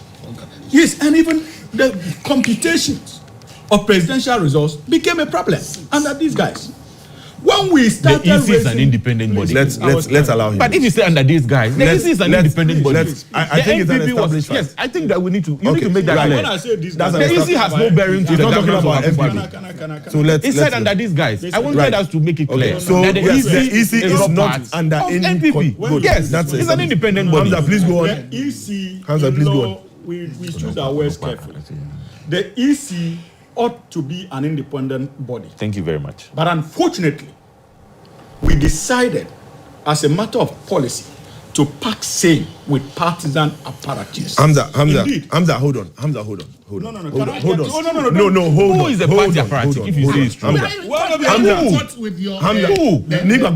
Nibagbo, thank you. Hamza, please stick to the question I asked. No, but it's important that, you see, as a ruling government, I owe both a duty to my party and my government to ensure that I do not allow misinformation to become the order of the day. And you see, that is why I'm making the point that we agree, we have been consistent from day one that the actions of this Electoral Commission constitute a threat to democratic stability. Now they agree. Because whatever happened yesterday was a consequence of the bad choices of this Electoral Commission. And today the MPP agrees because they are at the the General Secretary of the party has said that he would not. But we've seen my General Secretary hasn't said anywhere. We've seen a comment on social media. My General Secretary hasn't said anywhere. Isaac, what I'm saying is that there's been. I'll let you come in. We must also point out the hypocrisy of the NPP. Because they seem to only find problems with our actions and laws when they are at the receiving end. Remember, even with the removal processes of Charlotte Osei, when we raise questions about the procedure of Article 146, they were quiet. Today, the Chief Justice is caught up in the same web. 30 seconds more. There are problems with that processes. But today, they agree with us, and right. I'm happy. 10 seconds. Please speak to your victory. 30 seconds. Speak to your victory. Needs to be reset as far as the collective agenda of resetting the country is 30 seconds. Your and victory. I am glad that the MPP is suddenly coming to that. Hamza, 20 seconds. Your victory. And finally, on the victory. 20 seconds. My brother, you see, for us as a political party, we took the last 8 years under the leadership of His Excellency President John Dramani Mahama to build one of the most attractive political brands in modern history. And what happened yesterday was another manifestation of how far the National Democratic Congress has come. And we are not going to let our guns down. We know that the surest way to victory is fulfilling the promises we made to the good people of this country. And we are committed to that. Right. Adding even things that they don't expect. Okay. And so far we are committed. And so what is happening is just the tip of the iceberg. I can assure you that the NDC is more prepared now than ever. Right. And any election that we are going into, we would make sure, like we have always done, to put the collective interest of the Ghanaian people so we'll be taking a because break. that is the only way we can. We'll be taking a break. But before we take a break, we would look at how Parliament now looks like. But first, let's look at the results from the elections yesterday. Let's look at the results. So this, as you see on your screen, is the certified result or the final result as was declared by the EC. Nanekwa Ewusu Free had 33,881 votes. 33,881 votes. And Irabna Obin, who is the MP elect for the Ablekuma North constituency, 34,090 votes. Gentlemen, your microphones are still on. For Irabna, she had 34,090 votes. So Irabna Obin, Honorable, is the Member of Parliament elect for the Ablekuma North constituency. Now with this is how the representation now looks. MPP 87, MPP 87, NDC 184, NDC 184. We have 4 independent, and then now 1 vacant, which is the Akwetia seat, which we are yet to see where it would go. So NDC has 184 seats in parliament now. MPP has 87, 4 independent, and 1 vacant seat. We'll be right back after the break.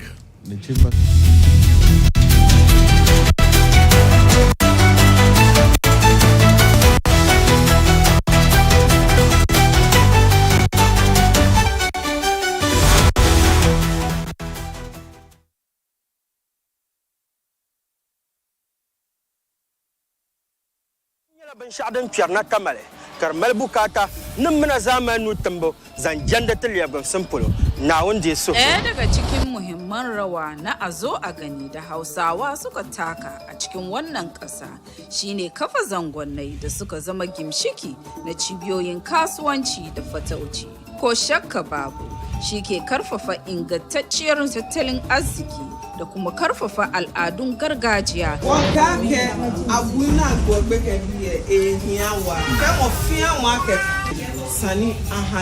Jujogbarudo kokodi yakatoi, enyaiba anga uhana mona chishipo, iha chirodovania. Watang atrangau azunububuwe. Sukuru no yako buke yadwunu. No mara na vi sukuru no rebara. Oke hu de bi ma donwane. Bawaya. Okay. Agrekin more ngokwa ne Ebonu Jiman. Ma ya le wiade ne mwane. From Monday to Saturday at 5 p.m.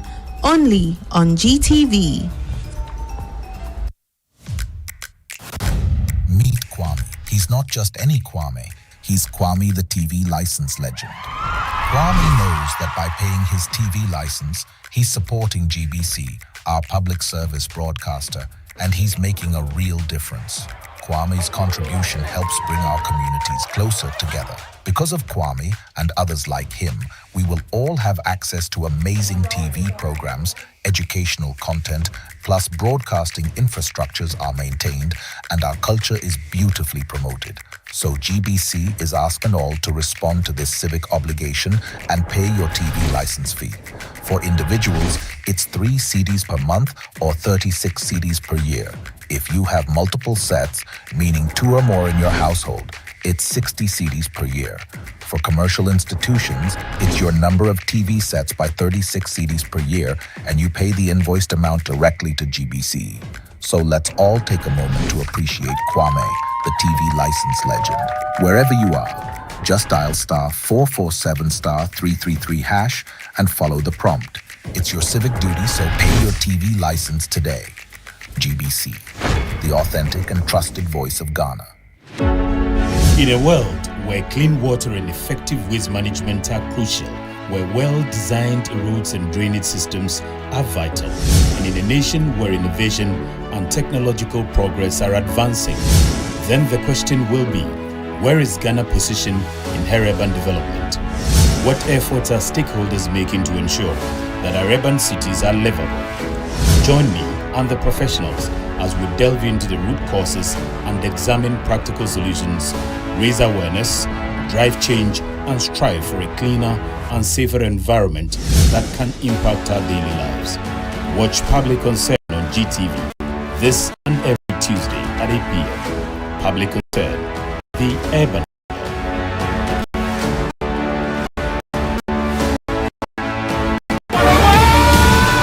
The road to greatness begins July 5th to July 26th.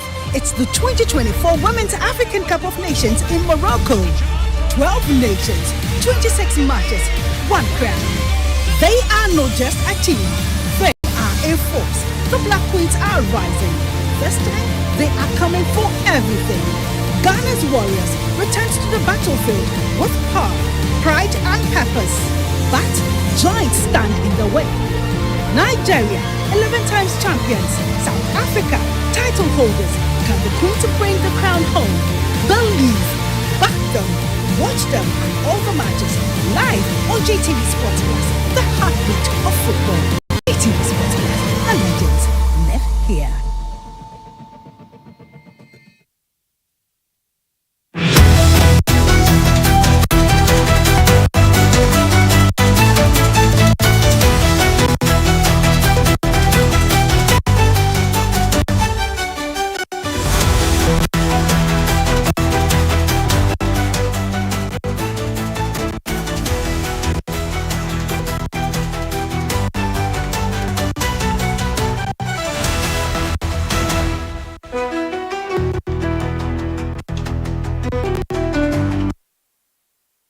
petition to them.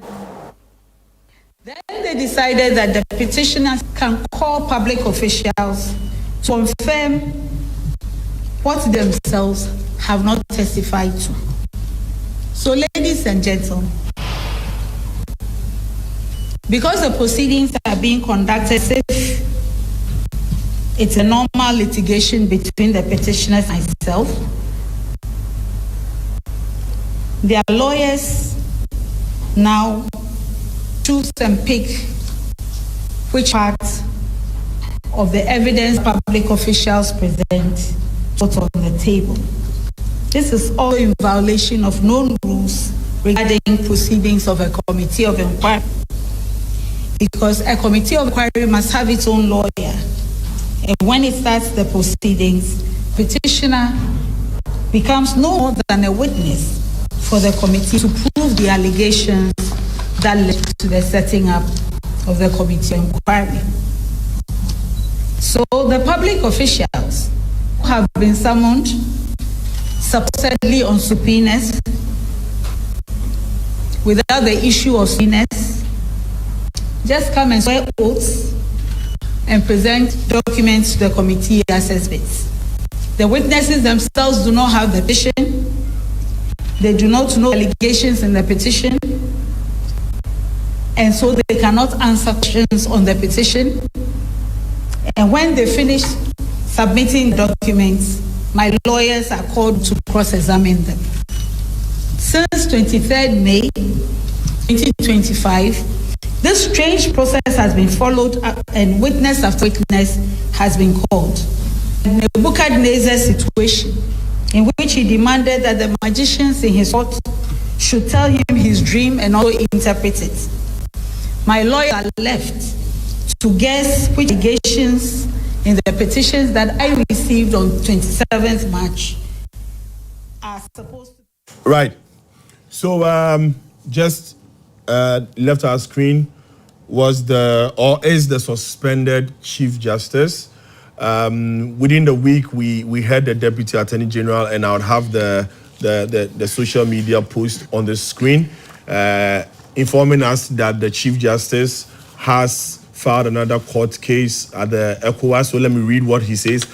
This is Justice Sai. He said, I can confirm that the Chief Justice, Her Ladyship, Justice Gethu Tokonu, has filed another court case, this time at the ECOWAS Community Court in Abuja, Nigeria, against the Republic.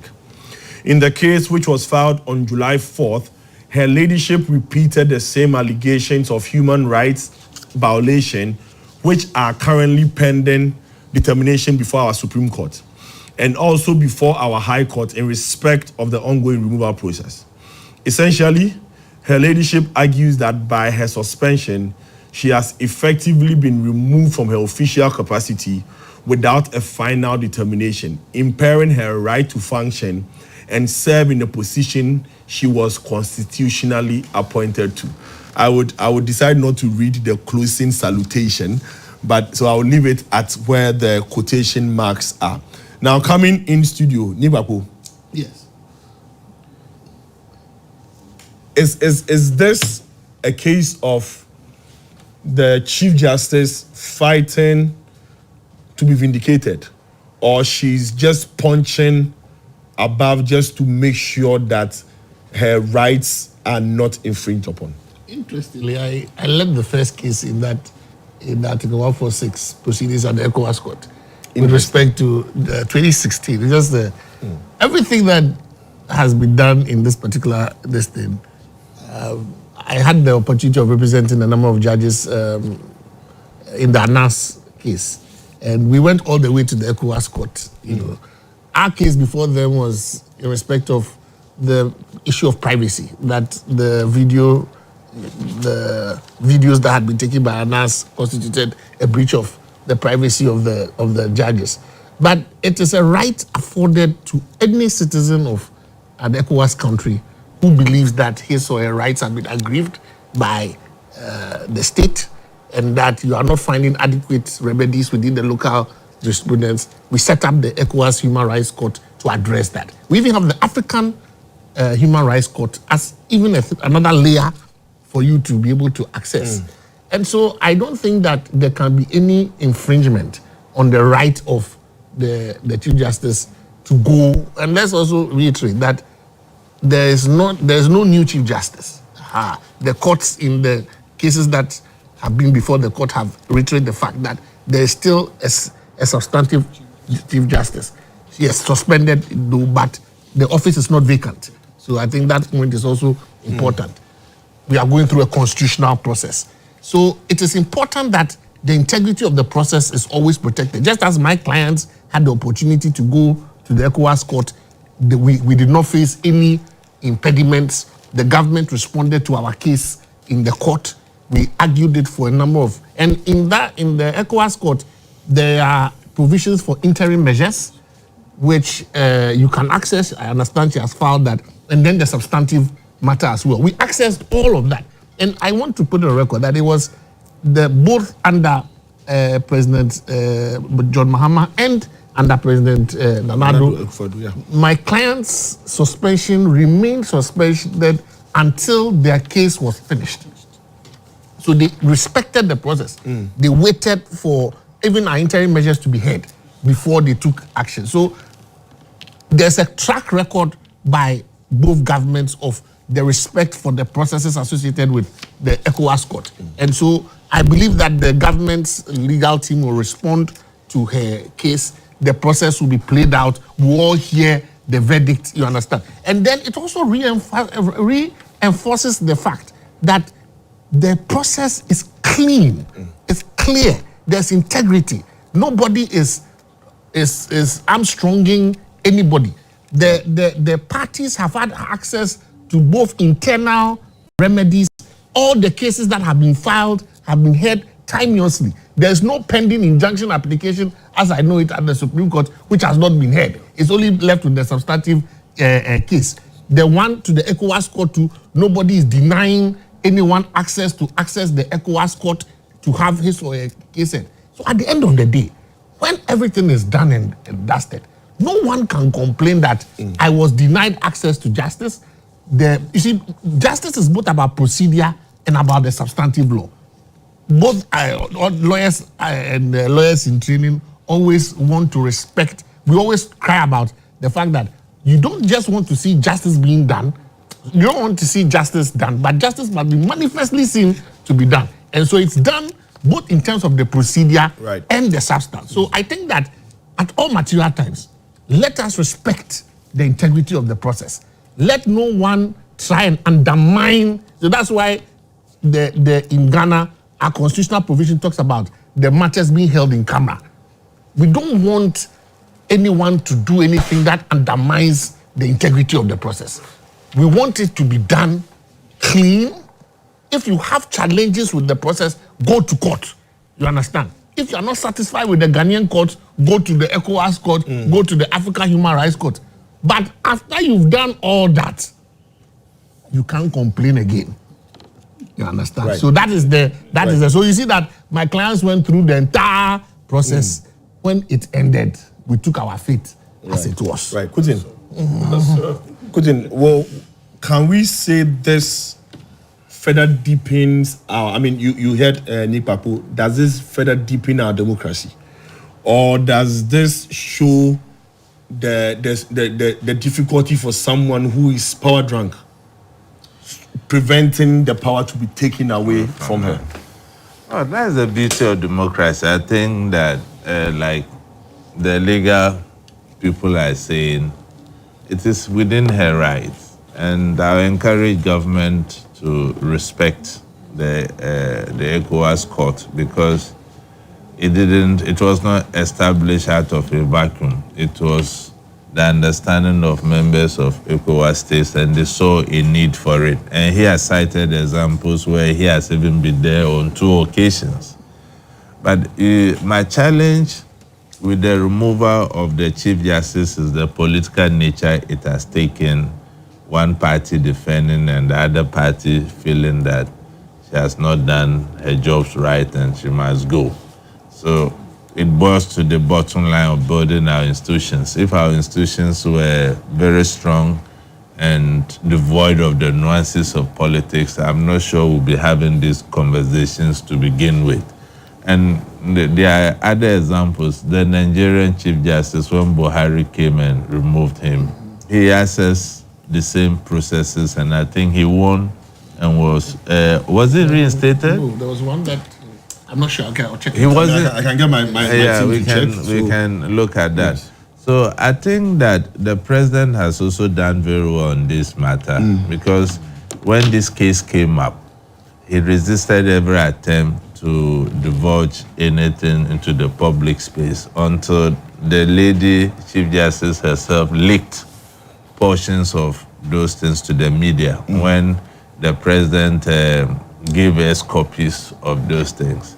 So to me, I think if you look at the way the matter is going, it's certain to be difficult for her to come back, given the fact that you are taking you are judging the case. No, you see, please before we are this is a case. This is the Supreme Court. See, I have two lawyers here. I'm responsible. Hamza, for you're a my lawyer, own, right? You see, You have two lawyers here. So please, yes. So please, let's be careful. I am responsible for my statements on. Look, I am responsible for my yes, but statements on this platform. It is my platform. Yes, but so listen. It does not take me. I haven't said anything wrong. If I've not said anything wrong. If I said, in my opinion, once lawyers have said that you said nothing wrong, please let's go. Listen, you see, he says it will be difficult. Look, you see, so if lawyers didn't say, in your opinion, it's a problem? Is that what you are telling me? I'm just telling that to err on the side of caution.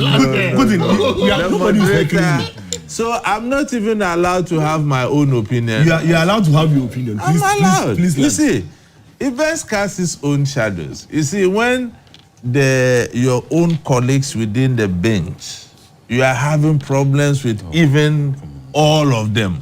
How are you coming back to lead such an institution? You understand? So those are the challenges. When this thing happened, look, I gave my ordinary advisor, look, madam, please, just negotiate your exit and go in peace.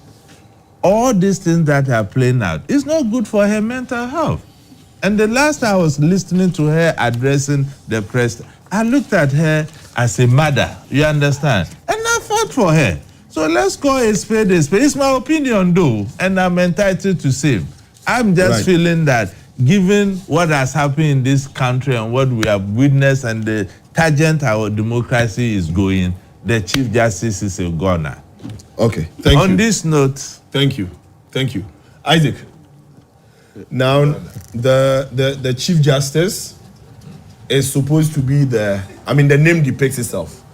When it comes to justice in the country, that person is supposed to be the chief of it. If the Chief Justice does not feel that the justice system in Ghana can be fair to her, and so I heard Nipako say that, but this is the person who is supposed to be the head of everything. If she feels the justice in this land cannot or is not enough, and so has gone to the ECOWAS, what does this say about the entire justice system in Ghana? Well, I would have to say that it is a step in the right direction for the Chief Justice too. It is a step in the right direction for the Chief Justice to go to the African Court the ECOWAS Court for Human Rights. Because, first of all, it's within a fundamental right. And then again, Chapter 5 of our Constitution is dedicated wholly to the protection of people's human rights.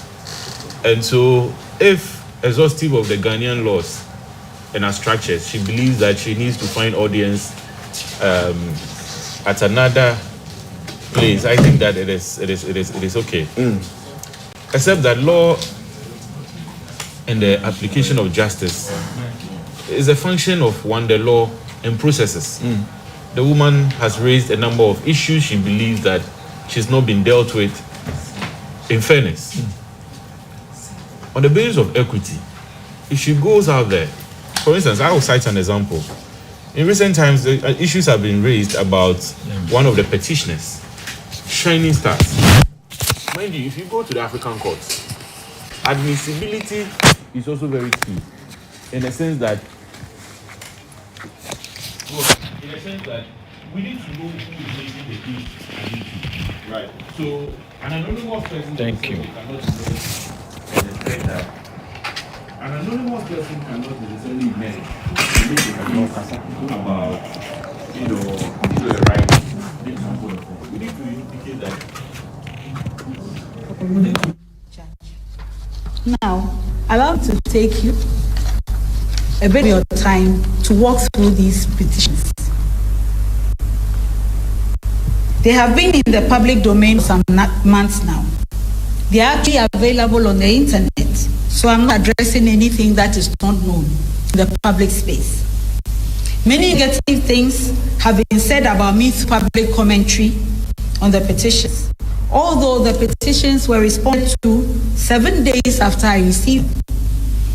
And so anyone who cared to acknowledge my side of the story would have had no need to keep repeating the petitions without discussing them with the answers.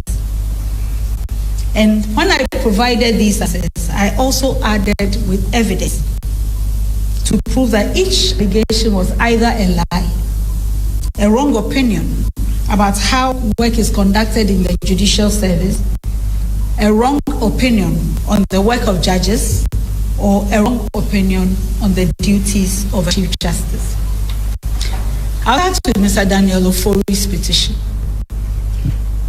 It is the petition with the most claims. Only 2 out of the several allegations he's making involve him personally as a court user. In one of those allegations, Mr.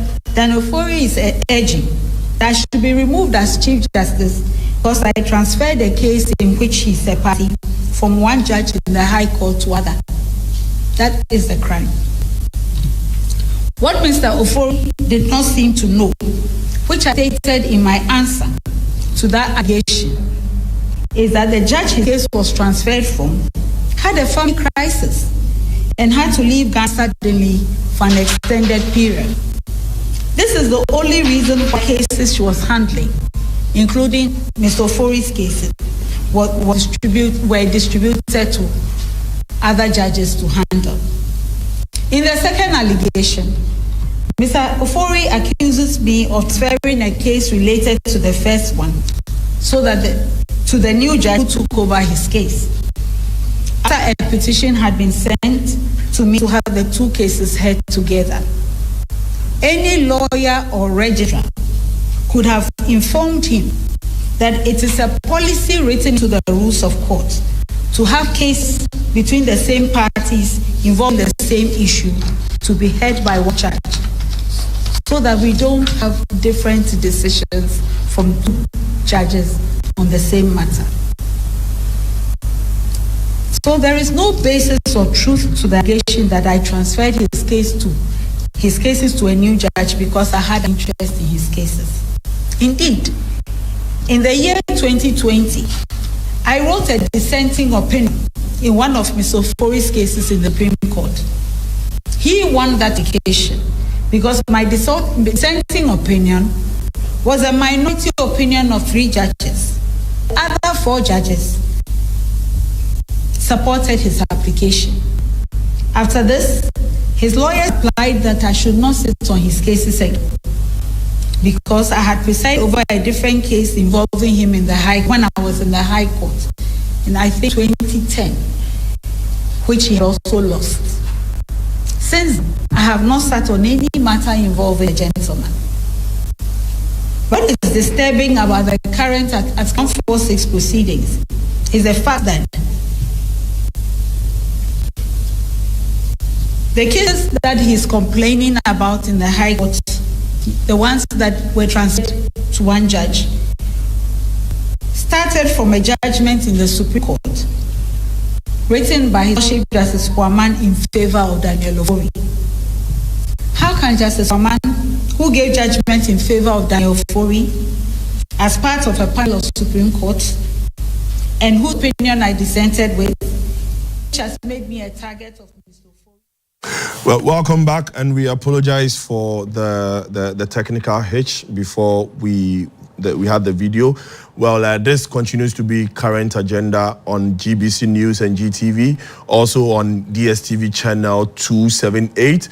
We are live on our social media platforms, on Facebook and on our YouTube channels, on the Ghana Broadcasting Corporation handle and the GTV Ghana handle. So please keep the interaction going.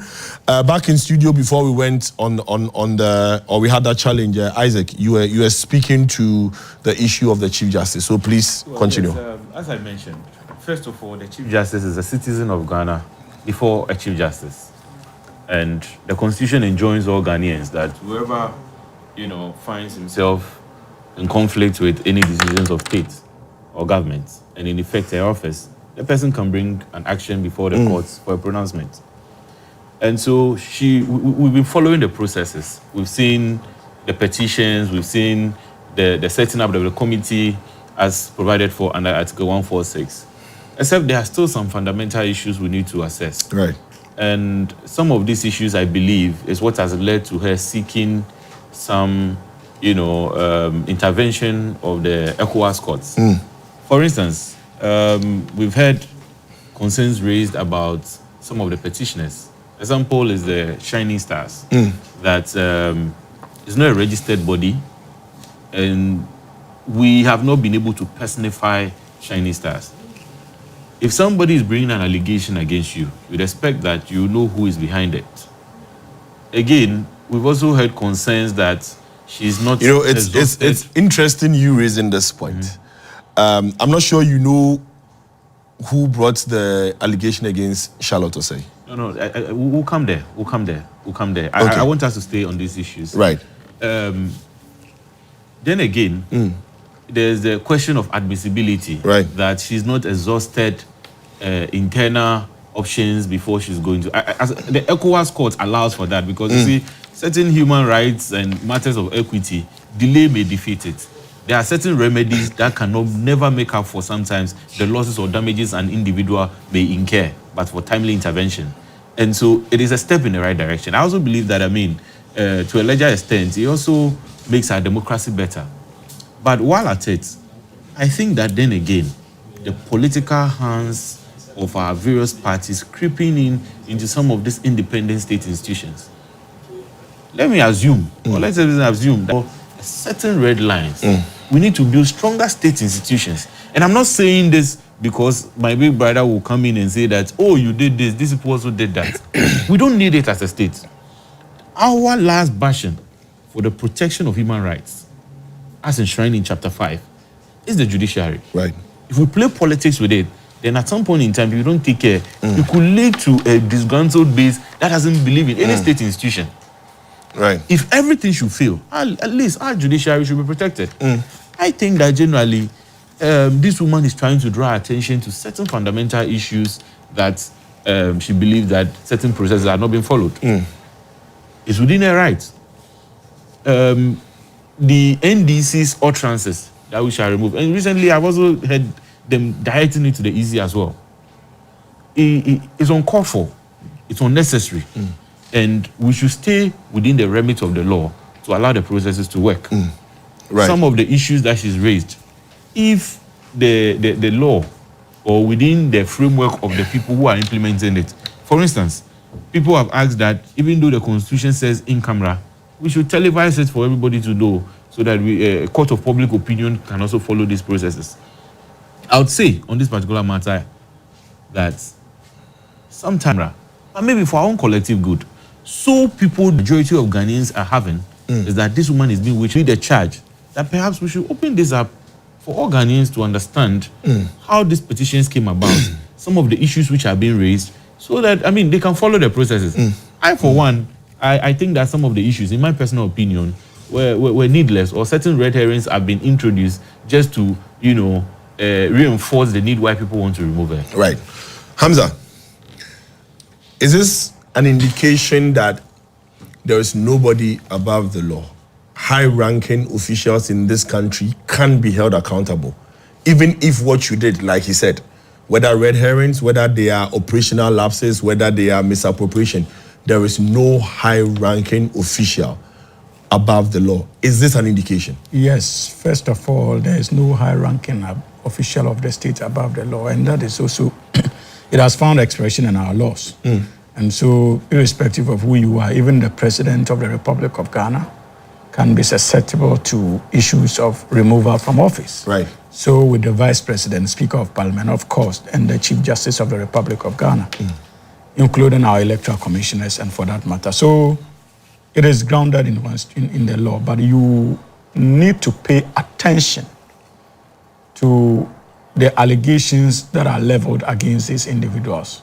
Red herrings may not qualify as basis for removing somebody from office. And as a practitioner, I think that I am duty-bound to stay true to the constitutional provisions, especially under Article 146, that calls for such proceedings to be made in camera. I sympathize with the call of my brother, and I can understand his frustration, but unfortunately, we cannot sit here and change the laws. It is enshrined in our constitutional provision, Article 146(8), that these proceedings are supposed to be in camera. If as a republic we disagree with that decision, nothing bars us from exploring other ways of ensuring that we secure the needed constitutional amendments to allow for such proceedings to be made public. It is within our democratic right to do so. But until that is done, this administration would not, simply on the basis of his call, proceed to violate our constitutional provisions in a number of cases. So it is not for the Chief Justice or any other political party, because it suits them now to now demand that such processes be made public. In any case, it is in the interest of the suspended Chief Justice herself that such proceedings are made in camera. Because for all you know, at the end of the day, there is a likelihood that she might be found not to be guilty of these allegations. Many people would have watched it, drawn their own conclusions. Our judiciary would have been exposed badly. And even if she goes back to occupy the position, that confidence would have been eroded in the eyes of the Ghanaian public. That is what the framers of our constitution sought to prevent. Right. Go to the ECOWAS Commission Court. Like the speakers before me have indicated, it is within her constitutional right.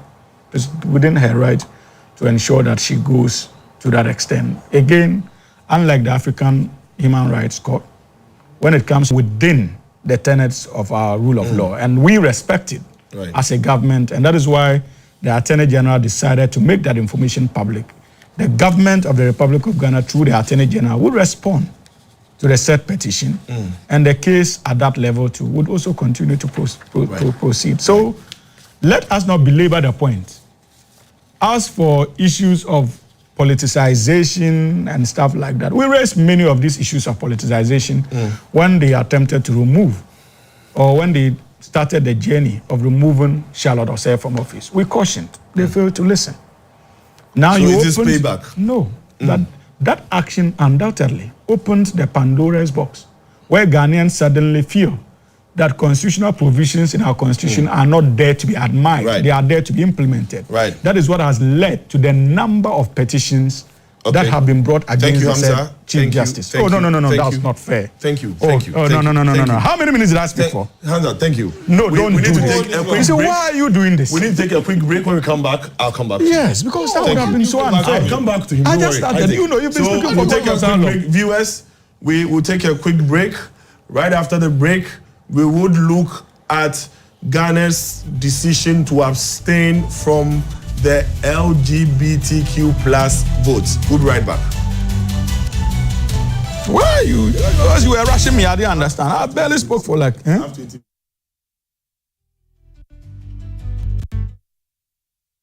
systems are vital. And in a nation where innovation and technological progress are advancing, then the question will be, where is Ghana positioned in her urban development? What efforts are stakeholders making to ensure that our urban cities are livable? Join me and the professionals as we delve into the root causes and examine practical solutions, raise awareness, drive change, and strive for a cleaner and safer environment that can impact our daily lives. Watch Public Concern on GTV this and every Tuesday at 8 p.m. Public Concern, the urban agenda. MedShay, natural mosquito repellent, highly recommended by Ministry of Health, CHAS and GES, lab tested by Noguchi Medical, field trialed by Atomic Energy Commission. It has no chemical or side effects and is good for all ages and skin type. MedShay is available nationwide. Contact us on 0244892413. This advert is approved by FDA. The Road to Greatness begins July 5th to July 26th. It's the 2024 Women's African Cup of Nations in Morocco. 12 nations, 26 matches, 1 crown. They are not just a team, they are a force. The Black Queens are rising. This time, they are coming for everything. Ghana's warriors returns to the battlefield with heart, pride and purpose. But giants stand in the way. Nigeria, 11 times champions. South Africa, title holders. Can the Queens bring the crown home? Believe, back them, watch them and all the matches live on GTV Sports Plus, the heartbeat of football. GTV Sports Plus.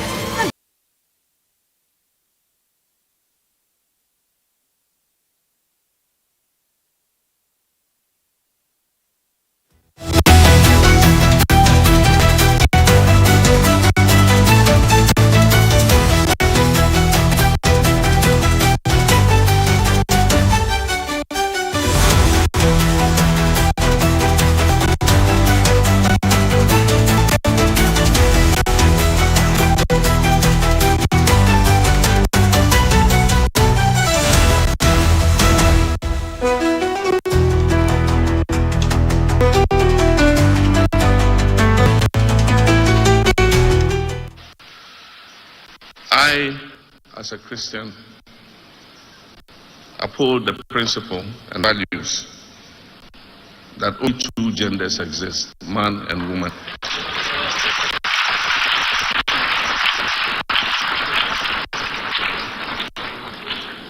And that a marriage is between a man and a woman. I've spoken with the Speaker so that a renewal of the expired Families Bill, Values Bill, should be a bill that is introduced by government rather than as a private member's motion. And it's my hope that that consultation would see a renewed, proper Families Values Bill. My brothers and sisters, I believe that our leadership must reflect the aspirations of the people that we govern. And on this, I stand firm.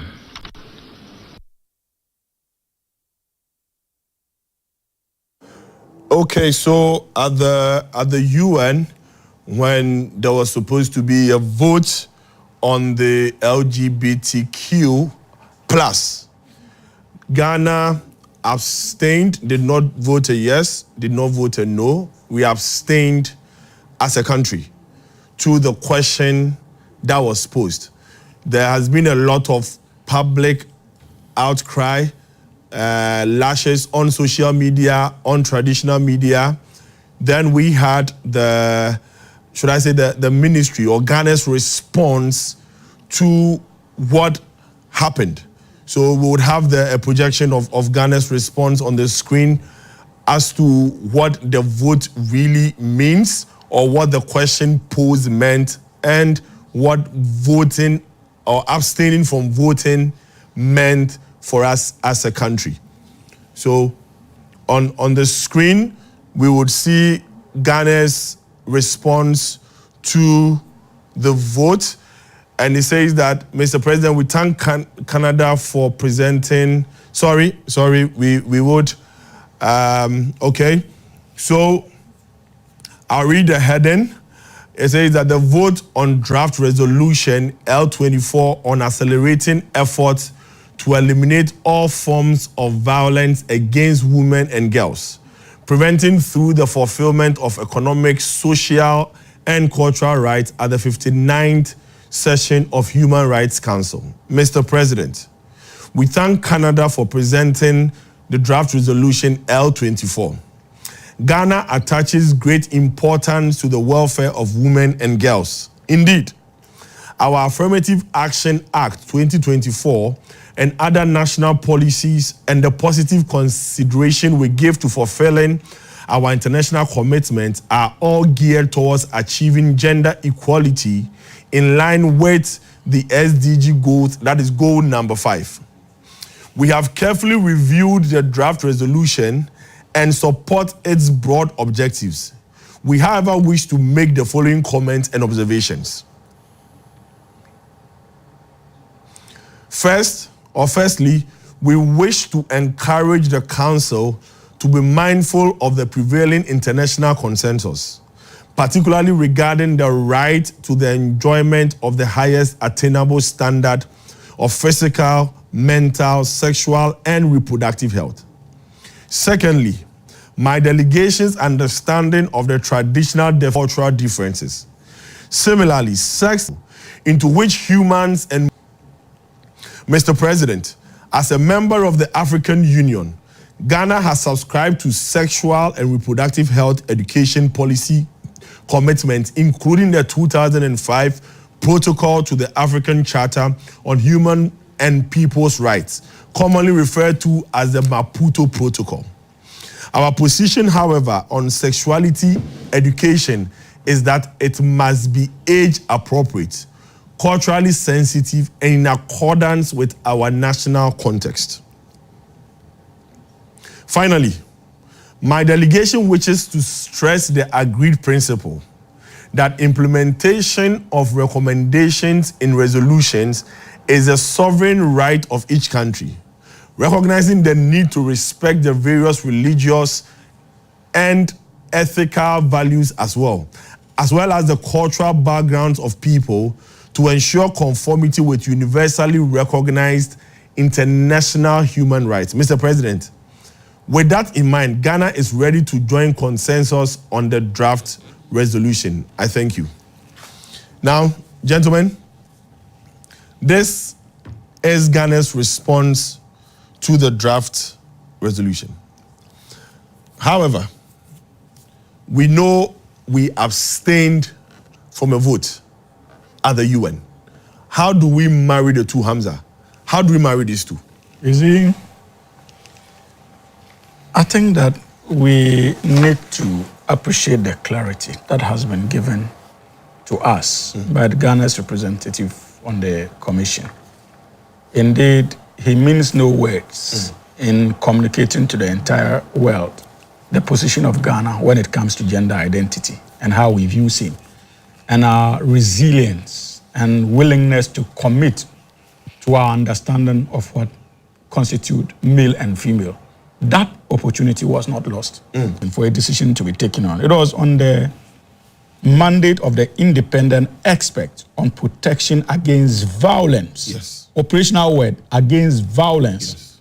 And discrimination. That's the second operational one word I want you to underline. Based on sexual orientation and gender identity. Now, if you look at Article 17 of our 1992 Constitution, it's very clear that we should not discriminate when it comes to sexuality, gender, and stuff like that. But the Constitution also gives us the opportunity to place certain restrictions on some of these rights in the form of an act of parliament. Right. Unfortunately, in the case of gender, we had that golden opportunity based on the bill the Honorable Sam George and his colleagues spearheaded in Parliament. The last administration failed to accede to that bill. That even ended up in court because of the hassle associated with the proposals to assent by His Excellency President Nana Addo Dankwa Akufo-Addo. Right. That was not done. Now, when this new administration came into office, it decided that there was a need for the government to take it from a private member's bill and make it a national agenda so that it would be driven largely by the minister responsible for justice and attorney general. And that is where we are now. But until that is done, there is no restriction on those rights. And so if our international partners have found intelligent ways of coming out with proposals for voting that talks about violence. Remember that even in the bill that Parliament was pushing, violence was not in any way legitimized when it comes to dealing with people suspected to be lesbians and gays. Right. Because this country does not sanction violence when it comes to application of our rule of law. Right. So we may have a legal position criminalizing that conduct. That does not mean that we support violence against offenders of law. So Ghana was faced with that smart proposal. And the only way out was for Ghana to respect our constitution and also express our abhorrence when it comes to the activities of gays and lesbians. And we did not miss out on that opportunity. That is the reason why Ghana decided to abstain. Because voting no would have been doing two things. First of all, undermining our constitutional provisions under Article 117. And secondly, sending the wrong signals to the international community as though Ghana blesses violence when it comes to dealing with people who are found outside the rule of law. And there was a need for us to be strategic in our choice. Right. And Ghana decided to abstain. The abstention is not in any way an attempt to endorse the work of that particular committee. Right. But it was simply a strategic choice deployed in a diplomatic fashion. Okay. Because we were in a diplomatic arena. Okay. And there was a need for us to respect that. And in so doing, respect our constitutional provisions. But as it stands, this status. So this is specific. Precisely. So as a position, as a country, discrimination on these lines is specific. Our response to the resolution was specific, that we know only two genders, male and female. Yes. Good. So if the question being posed to you is, are you for discriminating against these people or not? And our position by law is that we do not support discrimination. Should our response not be straightforward? No, but see, that's the point I made. And I made the point that, you see, we are dealing with two operational words. We are dealing with violence and discrimination. I agree. You get the point? Yes. Our definition of gender is quite clear. And we communicated that to them. Great. But even when it comes to the rights of gays or the activities of gays and lesbians, despite the fact that culturally we are against it, it does not mean that we should mete out violence to those who are caught up in that particular act. That is why we have the rule of law. So if you couch a voting proposal in a way that also includes violence against people who are found to be engaged in acts that we brand as criminal, there's no way we can vote a no in that regard, though we disagree in principle with what you seek to do with the committee's mandate. And that's the point I'm making.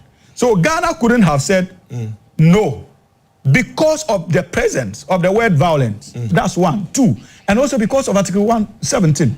But if Nanado had proceeded to assent to the bill that emanated from Parliament, we wouldn't have been having this discussion, because it would have been easier for Ghana to have stated its position by saying we disagree with the work of this committee. But even with that, Ghana wouldn't have been voting no at a goal like that, because there's still the element of violence, which we also feel that irrespective of how you have found yourself to be on the wrong side of the law, the punishment should not be violence being meted out to you. Right. So we Isaac, need to appreciate that. Right. Isaac, you had the opportunity to pass a law to end this once and for all. Ghana's position on LGBTQ plus would have been known worldwide. You did not do that. You are out of government. What is this cry about saying that NDC has made a U-turn and then they campaigned on this, blah, blah, blah? You could have ended all this by just assenting to the bill that was presented to you. Well, it is so because, simply put, the NDC is being hypocritical. Yes, it's just sheer hypocrisy. And let's be mindful of the time of how long my big brother spoke. The NDC today is approbating and reprobating. The very things and the position that the NPP had held at the time is what they are seeking to communicate to the Ghanaian people. And I'm not surprised. The NDC is backtracking on a lot of things they had said when they were campaigning. Today, they are seeing the real size of governance. And I could actually tell from the difficulty of my big brother when he was making all the comments, trying to find the English to trying to make a point, but it's difficult. First of all, I would like to read on the wall of Sam George, who is the chief architect. Right. So let me have my team also project it. So once you're reading, the chief architect. So let's please project the comment. So-called private members bill, which was presented during MPP's time. He said, "My position on the matter of the LGBTQ plus remains steadfast. I have read the full statement of Ghana made on the floor in relation to our position on the draft resolution L24. I align fully with the letter and spirit of the text. I cannot, however, in good conscience, and understand the decision to abstain in the subsequent vote. That vote is in conflict with Ghana's espoused position and my conscience. We must at all times make a position clear and unambiguous." The NDC and his party and his government wanted to get away with this thing. We can also look at the wall of Eduji Tamaklo, who is the director of legal affairs of the NDC and the current CEO of the National Petroleum Authority, who sought to create an impression that the whole voting at the UN had nothing to do with LGBTQ, but purely on the matter of rights of women. The Ghana is known across the world as a champion and advocate for women's rights. Nana Oyelita is the #1 symbol of African women who have championed CEDAW across the world. She's the deputy chief of staff of Ghana. Assuming you've been presented a golden opportunity to renew the mandate of somebody who even protects women's rights, you're abstaining. Where do you stand? And if it is the case, then I'm not surprised about how they treated women at Ablekuma North.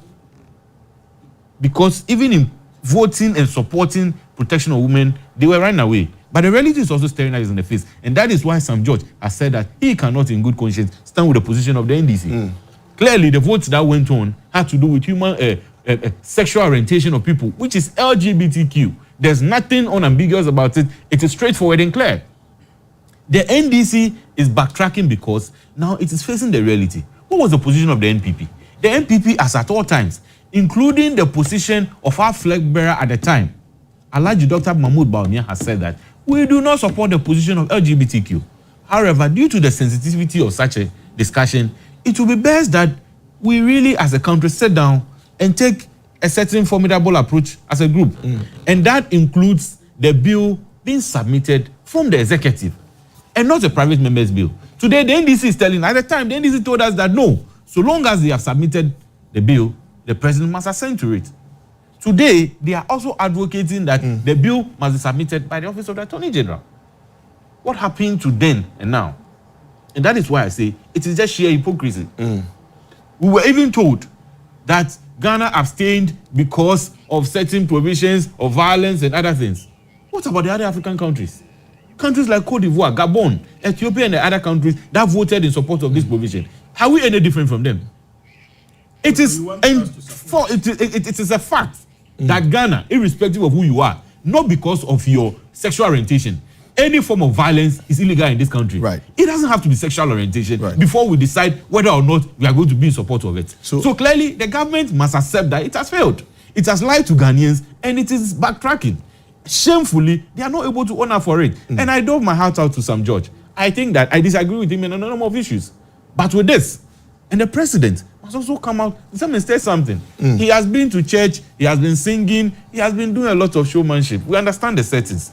But with this particular issue, the government cannot continue pretending that it is not aware of what is going on. Right. I have seen the story. We would get to discuss it more.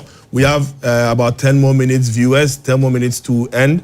So we'll just zoom straight into the next topic, the ban on visa to the United States of America. Ghanaians used to be able to enjoy a 5 years visa. Last week, we heard an announcement that it's been reduced to 3 months for both B1, B2. F1, F2, and all those classes of visas. I would have on my screen Ghana's response to the issue. Then after, I'll come back in studio to listen to my panelists here. Okay, right. So the government of Ghana responds to the U.S. visa restrictions. The Ministry of Foreign Affairs takes note of the recent publication by the U.S. government on the revision of the reciprocity schedule for a considerable number of African countries, including Ghana, reducing the B1, B2 visa validity from 5 years multiple entry to 3 months single entry. The ministry acknowledges the legitimate concerns of Ghanaian travelers to the United States for professional, business, educational, touristic, medical, and family purposes, and expresses its firm solidarity with all those inconvenienced. Ghana recognizes the sovereign right of every country to determine its visa regime, but notes that the present limitations imposed by the United States varies substantially the prior reciprocal arrangements that Ghana has kept with the options. Government remains committed to working expeditiously with its long-standing partner, the U.S. government. We hope for an early resolution of the concerns that have led to the revision of the schedule, which have been confirmed to be overstays, including by ensuring that the conduct of applicants align with the visa application procedures and requirements of the United States. It is worth highlighting that from January 2025 to date, 40,648, and that's an interesting thing to have noticed, visas have been issued by Ghana's missions in Washington, D.C. and New York. Out of this, 28,626 are multiple entry visas to Ghana.